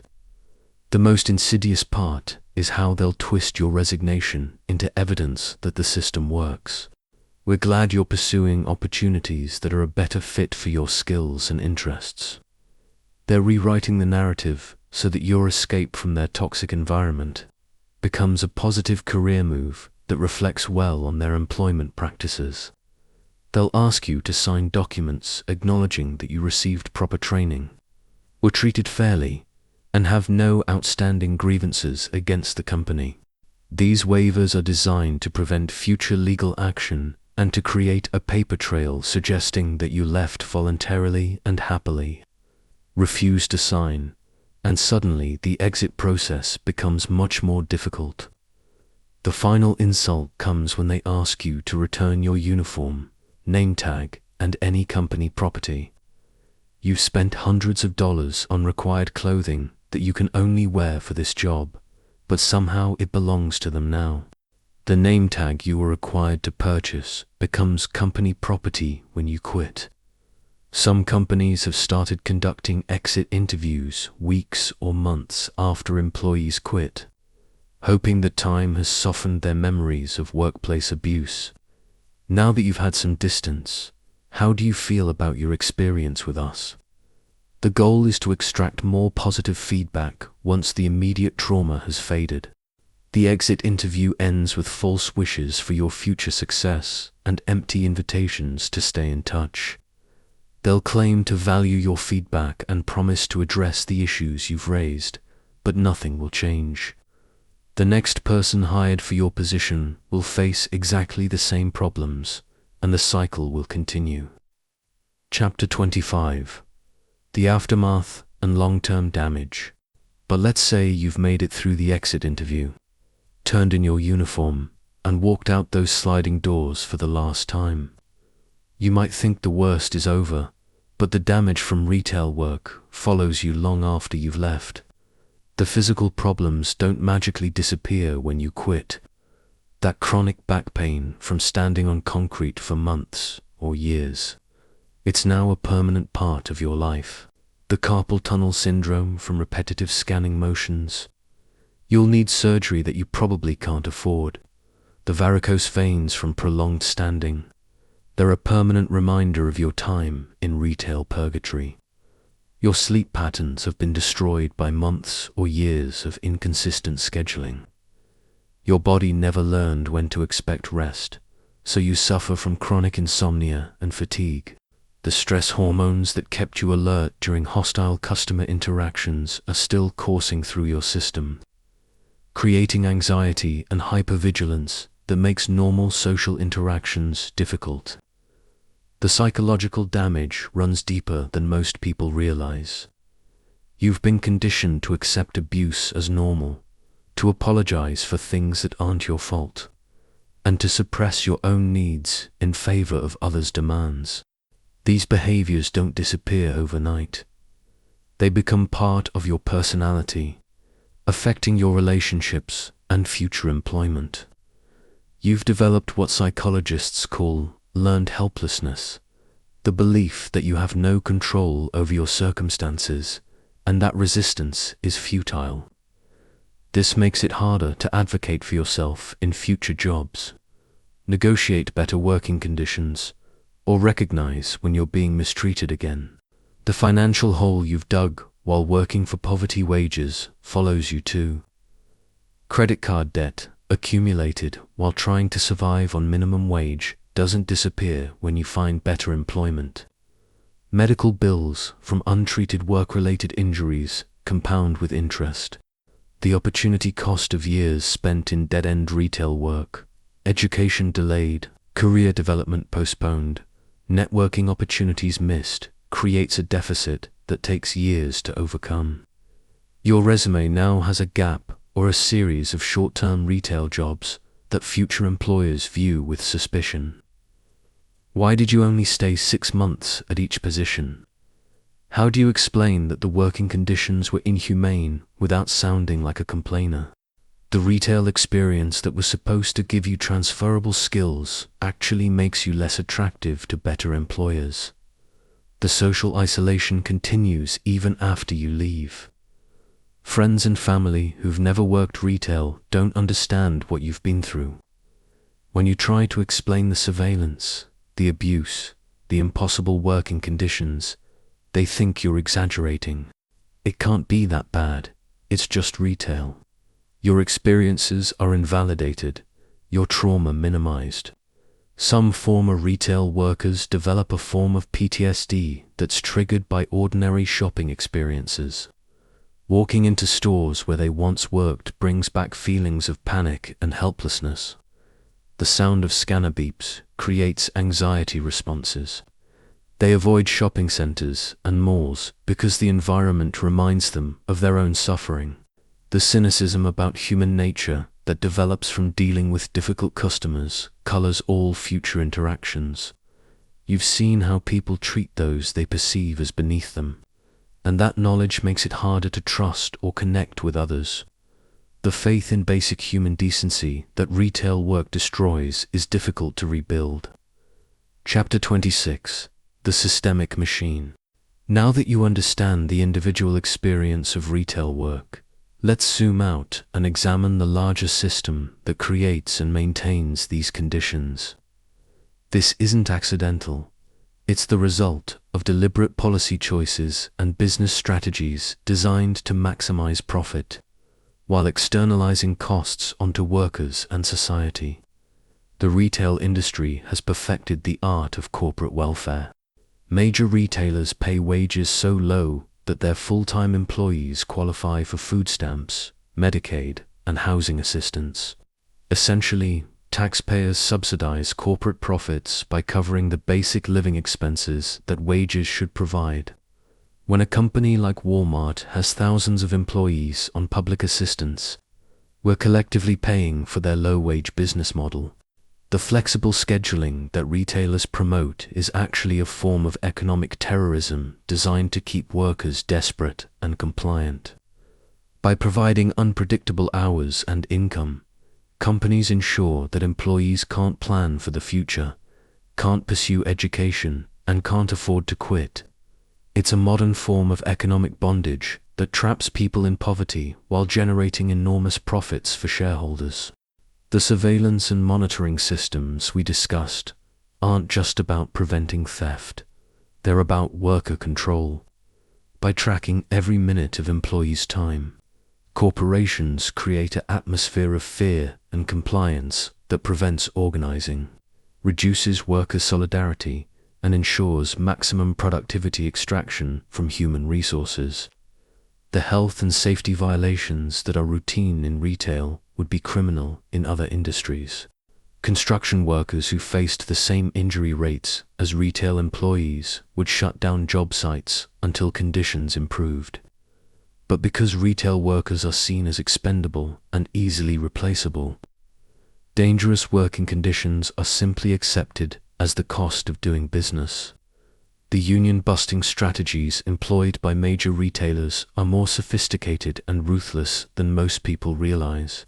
Companies spend millions on consultants who specialize in preventing worker organization, often more than it would cost to simply improve working conditions. The goal isn't economic efficiency, it's power maintenance. The political influence of the retail industry shapes labor laws, workplace regulations, and social policy in ways that benefit corporations at workers' expense. Lobbying efforts focus on preventing minimum wage increases, blocking scheduling predictability laws, and weakening worker safety protections. The industry's political power ensures that the systematic abuse of retail workers continues with legal impunity. The business model itself is unsustainable without exploitation. The promise of everyday low prices to consumers can only be delivered through everyday low wages for workers. The convenience and selection that customers expect requires a massive infrastructure of human suffering that remains hidden from view. The competition between retailers has devolved into a race to the bottom in terms of worker treatment. Companies that try to provide better wages or working conditions are undercut by competitors who squeeze workers harder. Market forces reward the most exploitative employers, creating a system where ethical treatment of workers becomes a competitive disadvantage.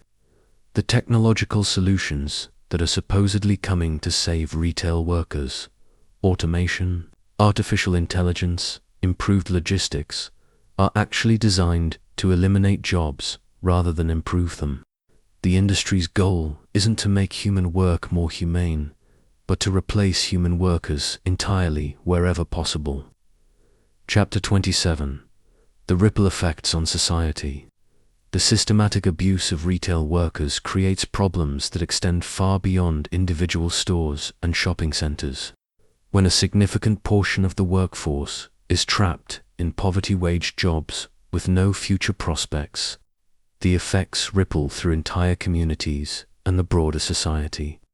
The families of retail workers suffer the consequences of these employment practices. Children grow up in poverty because their parents can't earn living wages despite working full-time. The stress and exhaustion that retail work creates affects family relationships, parenting quality, and childhood development. Single parents are particularly vulnerable, often forced to choose between inadequate childcare and missing work that could cost them their jobs. Healthcare systems bear the burden of retail workers' unmet medical needs. Emergency rooms become primary care providers for people who can't afford regular healthcare. Preventable conditions become serious illnesses because workers can't afford early intervention. Mental health problems go untreated, leading to more serious psychiatric emergencies later. Educational systems are impacted when students try to work retail jobs while attending school. The unpredictable scheduling and physical demands make it nearly impossible to succeed academically while working enough hours to pay for education. Many students are forced to choose between education and immediate survival, perpetuating cycles of poverty. Local economies suffer when large portions of the workforce earn poverty wages. Retail workers can't afford to become customers for other local businesses. They can't buy homes, cars, or other big-ticket items that drive economic growth. The consumer spending that fuels the broader economy is undermined by the very practices that generate retail profits. Social services are overwhelmed by the needs of working poor families. Food banks, homeless shelters, and assistance programs are strained by the demand from people who work full-time but still can't meet basic needs. The social safety net becomes a permanent subsidy for low-wage employers rather than a temporary help for people in crisis. The political system becomes distorted when large numbers of workers are too exhausted, too stressed, and too economically insecure to participate in democratic processes. Voter turnout among retail workers is low, not because they don't care about politics, but because they're struggling to survive and often can't take time off to vote. Crime rates increase in communities with high concentrations of poverty-wage jobs. Economic desperation drives theft, drug dealing, and other illegal activities that seem more profitable than legal employment. The social costs of crime, police, courts, prisons, become another way that society subsidizes low-wage business models.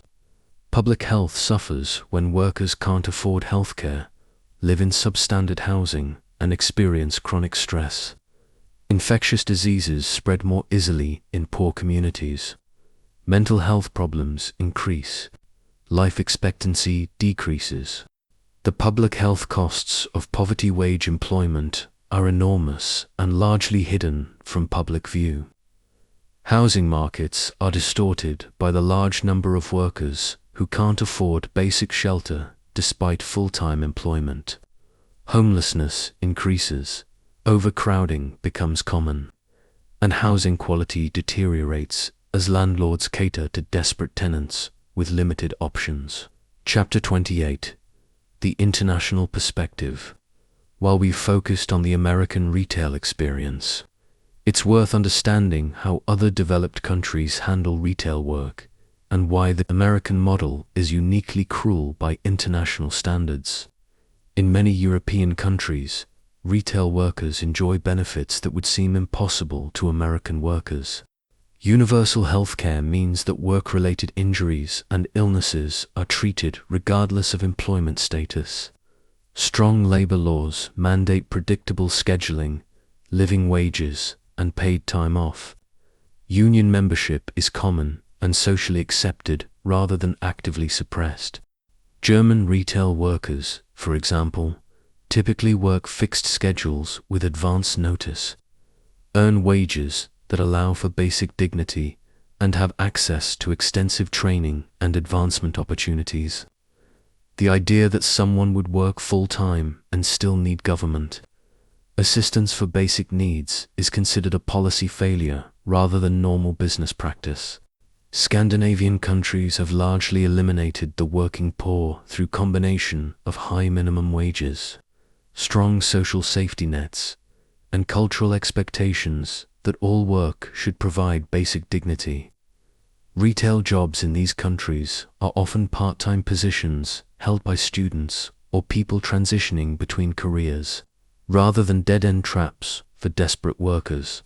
Even in countries with lower overall wage levels, retail workers often have better working conditions than their American counterparts.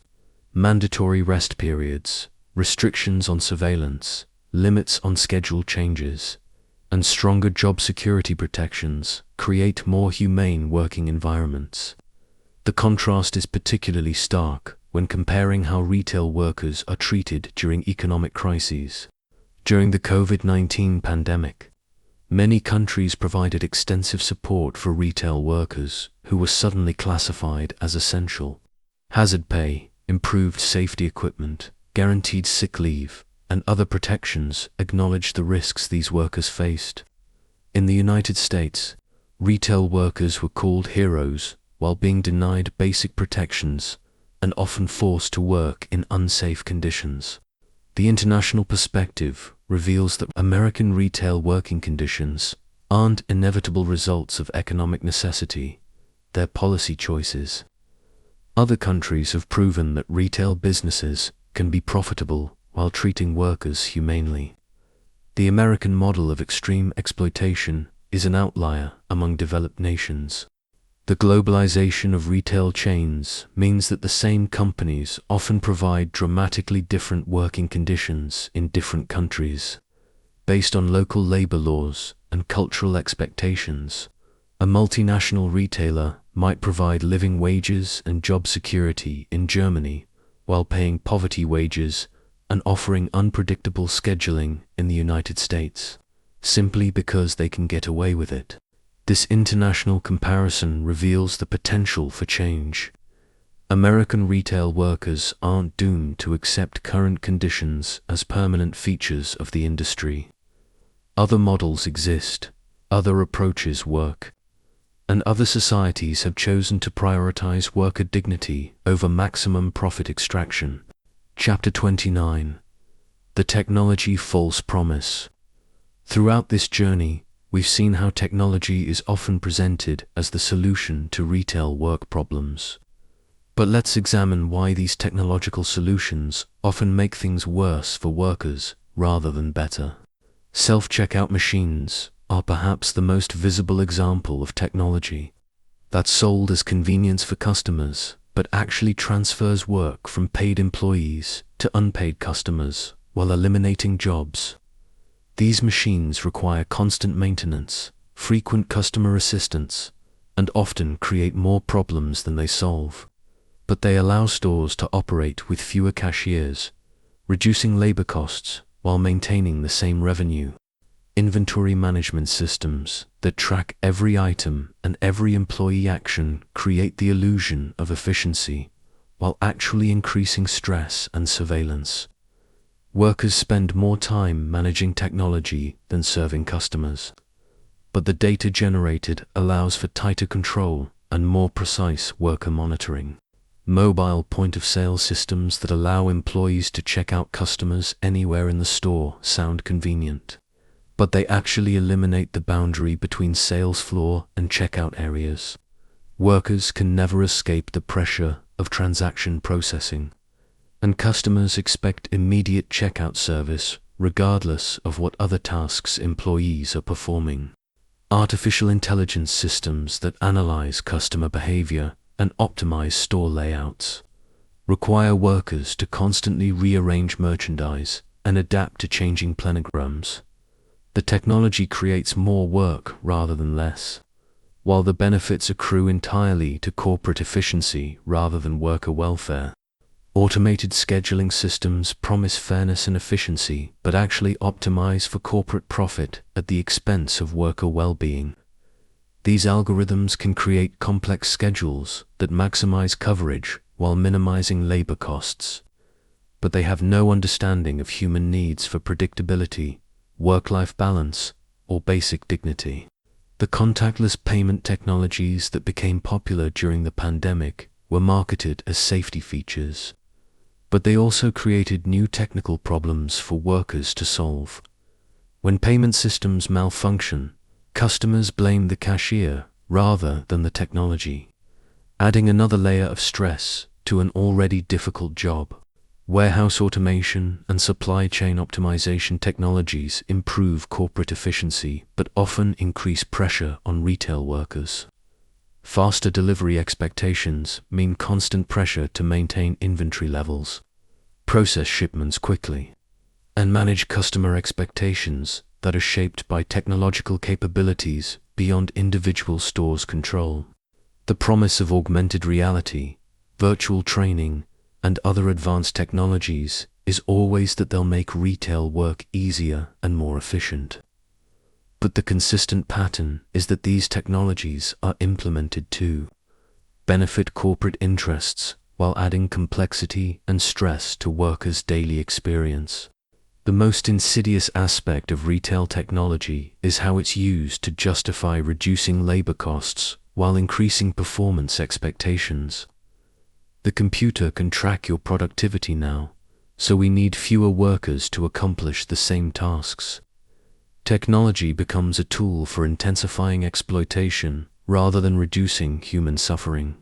Chapter 30: The Psychology of Normalization. Perhaps the most disturbing aspect of retail work culture is how quickly extreme dysfunction becomes normalized for both workers and society as a whole. What would be recognized as abusive in any other context is simply accepted as how retail works. New employees go through a predictable psychological progression. Initial shock at working conditions gives way to resignation as survival instincts kick in. This is temporary, they tell themselves. I just need to tough it out until something better comes along. But for many, temporary becomes permanent as other opportunities fail to materialize and bills keep coming. The constant messaging that retail workers should be grateful for their jobs creates a form of psychological abuse. At least you have a job. Some people don't even have that. Be thankful for what you have. This gratitude manipulation prevents workers from recognizing that their treatment is unacceptable and organizing for better conditions. Customers participate in this normalization by treating poor service and obvious worker distress as normal features of retail shopping. Long lines, understaffed stores, and stressed employees become expected rather than evidence of systematic problems. Customers complain about the symptoms while ignoring the causes. The media representation of retail work consistently minimizes the reality of these jobs. Television shows and movies portray retail workers as quirky characters in light-hearted situations, rather than people trapped in systematically abusive employment. The real suffering is invisible in popular culture. Academic and policy discussions about retail work often focus on abstract economic theories rather than the lived experiences of actual workers. Terms like labor market flexibility and economic efficiency obscure the human cost of these employment practices. The suffering becomes data points in economic models rather than real trauma experienced by real people. Even former retail workers sometimes participate in normalization by claiming their experiences built character or taught them the value of hard work. This Stockholm Syndrome response helps maintain the system by suggesting that abuse is somehow beneficial or necessary. The normalization is so complete that proposing basic human dignity for retail workers, living wages, predictable schedules, safe working conditions, is often dismissed as unrealistic or economically impossible. Standards that are routine in other industries become impossible dreams in retail. Professional development and career counseling often treat retail work as a stepping stone that people should be eager to leave, rather than examining why these jobs are so terrible that escape is the only reasonable goal. The focus on individual advancement rather than systemic change perpetuates the cycle of abuse. Chapter 31. The False Solutions and Band-Aids. As awareness of retail working conditions has grown, various solutions have been proposed and implemented, but most of these fixes are designed to address symptoms rather than causes, creating the appearance of progress while maintaining the fundamental dysfunction. Employee appreciation programs are perhaps the most cynical of these false solutions. Pizza parties, Employee of the Month awards, and motivational posters attempt to substitute recognition for adequate compensation. These programs cost almost nothing while creating the illusion that management cares about worker welfare. Wellness programs that focus on individual worker resilience rather than workplace conditions put the responsibility for health problems on employees rather than employers. Stress management workshops teach workers to cope with abuse rather than eliminating the sources of stress. Meditation, apps, and fitness challenges ignore the systemic causes of worker suffering. Training programs that promise advancement opportunities often lead nowhere. Workers invest time and energy in development programs that don't result in meaningful career progression or wage increases. These programs create false hope while maintaining the pipeline of desperate workers. Technology solutions that are supposed to improve working conditions often make things worse. Self-service options that reduce labor needs, efficiency software that increases surveillance, and automation that eliminates jobs are presented as worker benefits while actually harming employment. Corporate social responsibility initiatives that highlight isolated examples of good treatment obscure the systemic nature of worker exploitation. A company might showcase a few promoted employees or improved benefits while maintaining abusive conditions for the vast majority of workers. Legislative responses often focus on minor adjustments rather than fundamental reform. Modest minimum wage increases that still leave workers in poverty. Scheduling predictability laws with numerous loopholes and safety regulations that aren't enforced create the appearance of progress without meaningful change. Union organizing efforts sometimes focus on immediate workplace issues rather than the broader economic and political systems that create retail worker exploitation. While individual workplace improvements are important, they don't address the fundamental power imbalances that make abuse profitable. Consumer awareness campaigns that encourage shoppers to be nice to retail workers miss the point entirely. Individual kindness doesn't solve systemic problems, and focusing on customer behavior distracts from the corporate policies that create worker suffering. Academic research that documents retail worker problems without connecting them to broader economic and political systems often reinforces the idea that these are isolated issues rather than features of an exploitative economic model. Chapter 32. The Real Solutions. Despite the overwhelming nature of retail worker exploitation, real solutions do exist. They require fundamental changes to how we think about work, value human dignity, and structure our economy, but they're not impossible. Living wage laws that are actually tied to local cost of living could eliminate working poverty overnight. Instead of arbitrary minimum wage numbers that haven't kept pace with inflation, wages could be automatically adjusted to ensure that full-time work provides basic dignity and security. Predictable scheduling laws with real enforcement mechanisms could end the chaos that defines retail workers' lives. Requirements for advance notice, compensation for schedule changes, And guaranteed minimum hours would allow workers to plan their lives and pursue education or second jobs. Universal healthcare that isn't tied to employment would eliminate one of the major tools employers use to control workers. When basic medical needs are guaranteed, workers have more freedom to leave bad jobs and demand better treatment.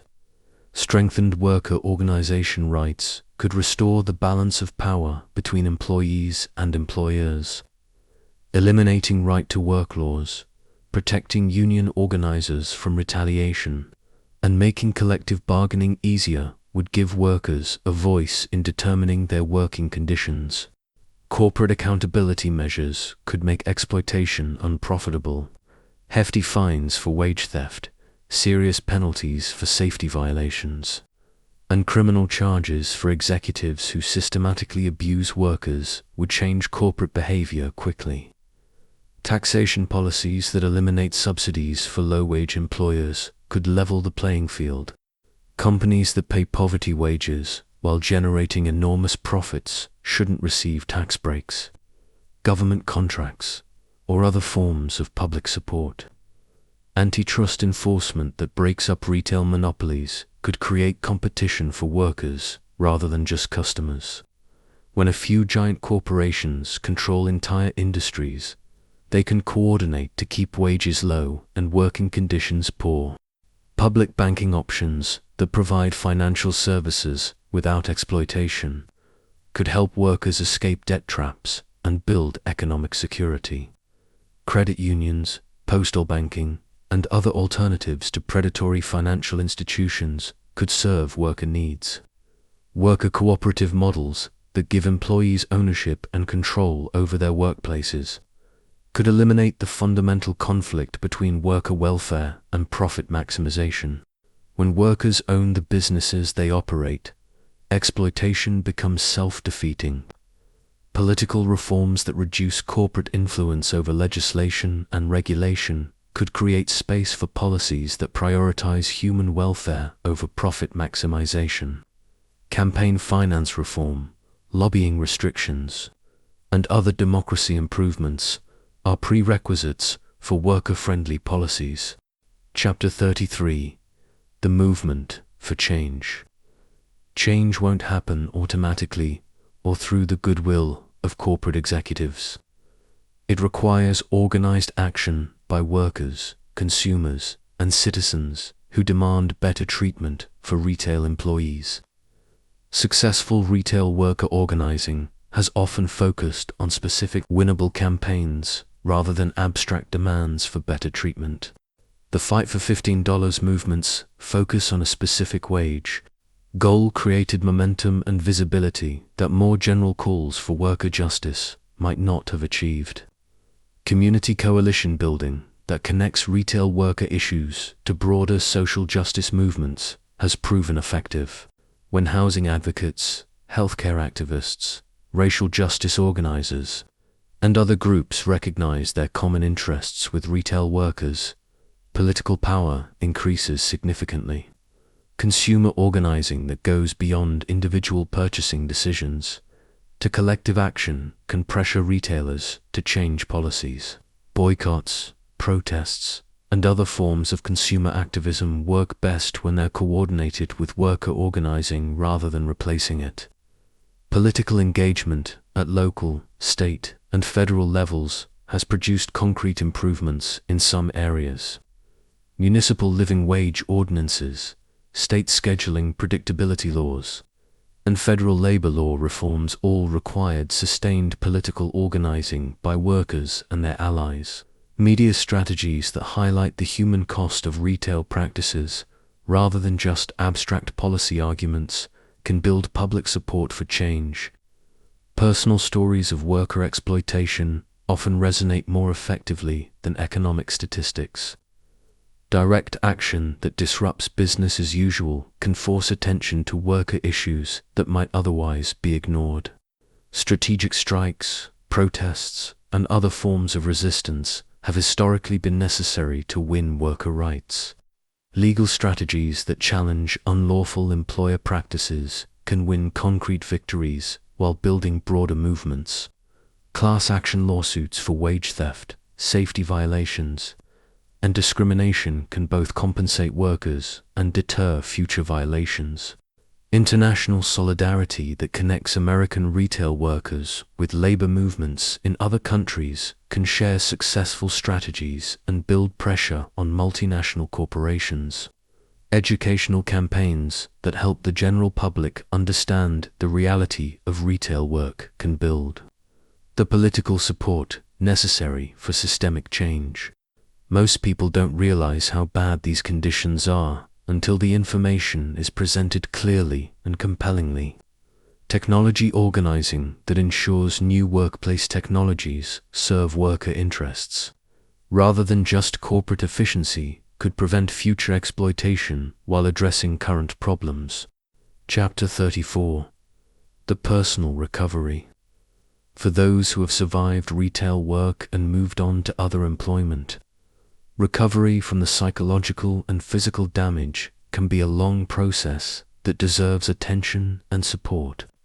Recognizing that retail work trauma is real and valid is often the first step in recovery. Many former workers minimize their experiences or blame themselves for struggling with conditions that were genuinely abusive.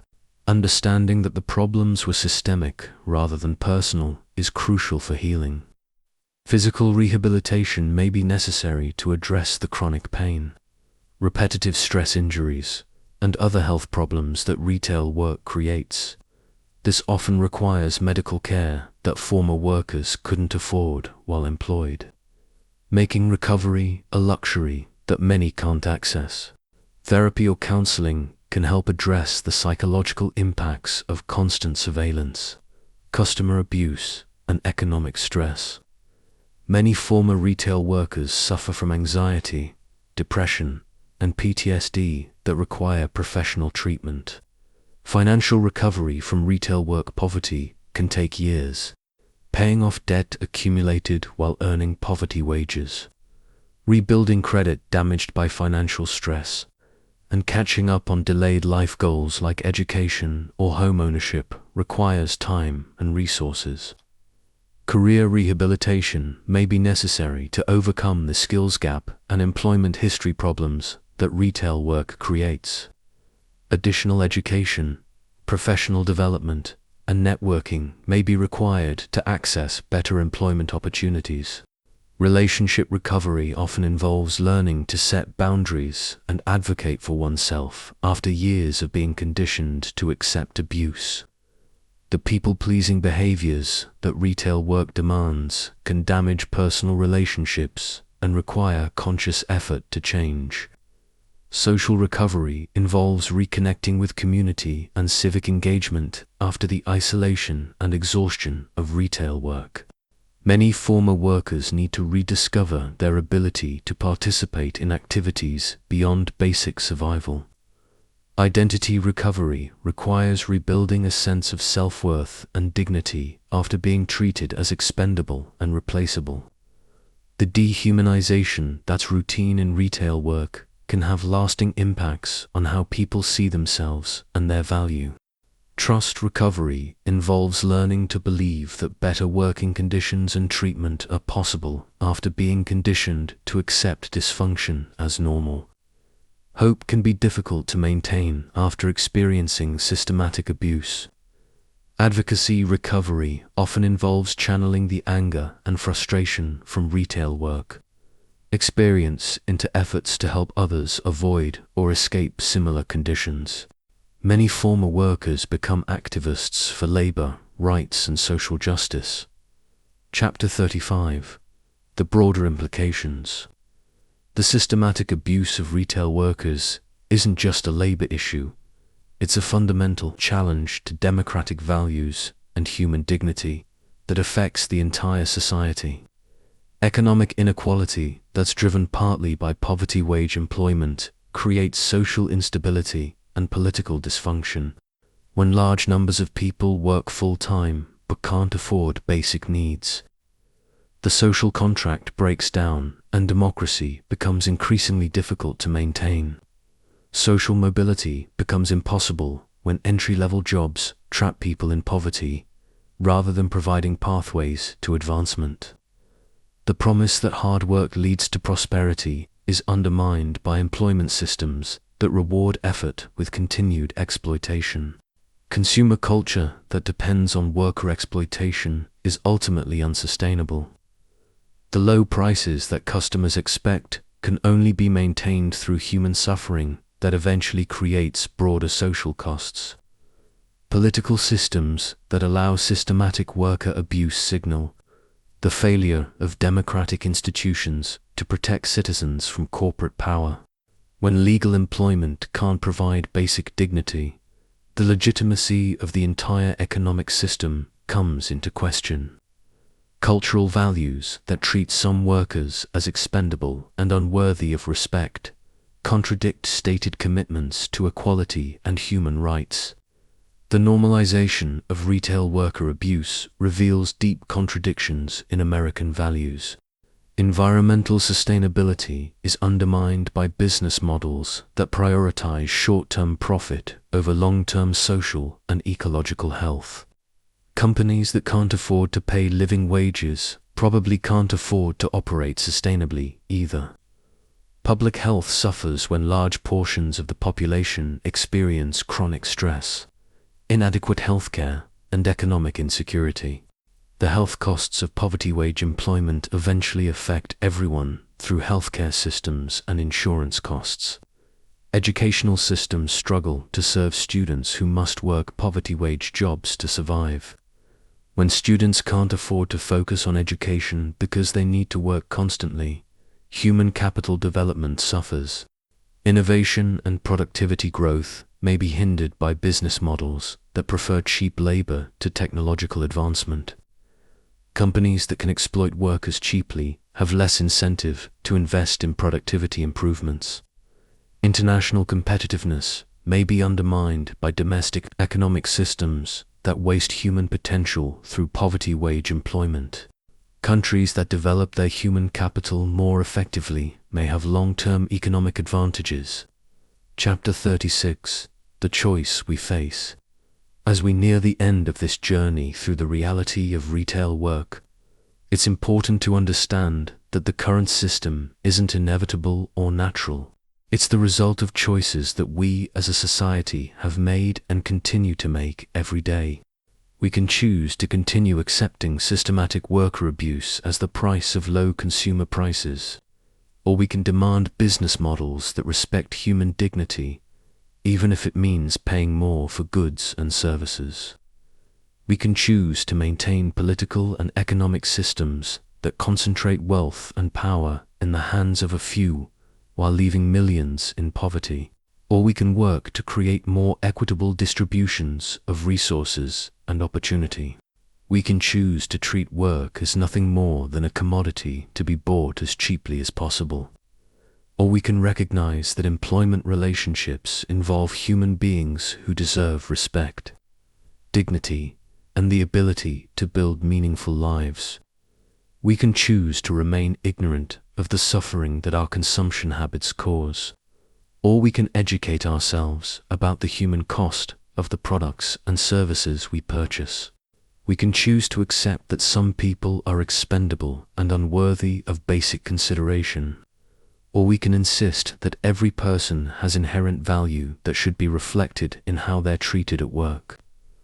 We can choose to believe that individual solutions are sufficient for systemic problems. Or we can work collectively to address the root causes of worker exploitation. We can choose to maintain systems that require people to choose between basic dignity and economic survival. Or we can create employment relationships that enhance rather than diminish human flourishing. We can choose to perpetuate cycles of abuse and exploitation that have defined work for too many people for too long. Or we can break those cycles and create something better.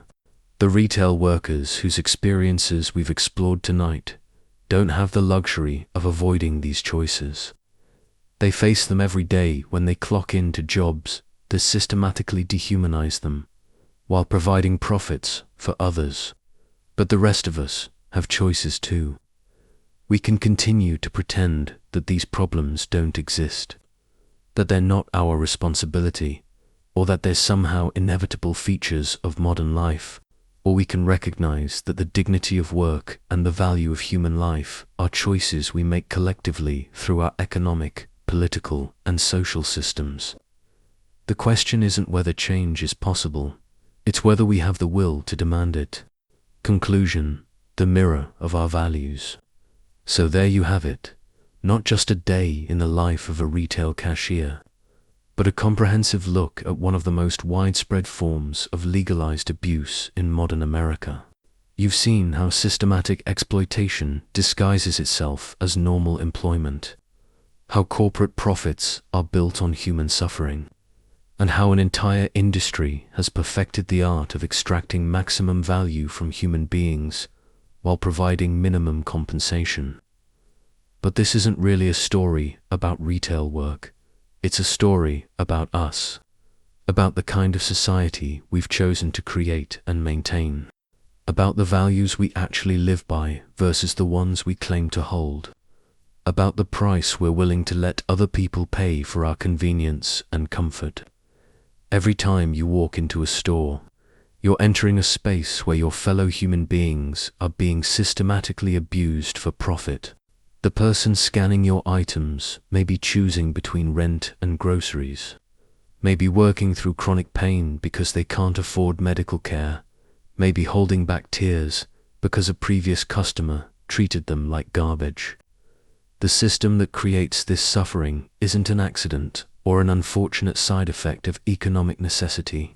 It's a deliberate choice to prioritize profit over people, efficiency over dignity, corporate wealth over human welfare.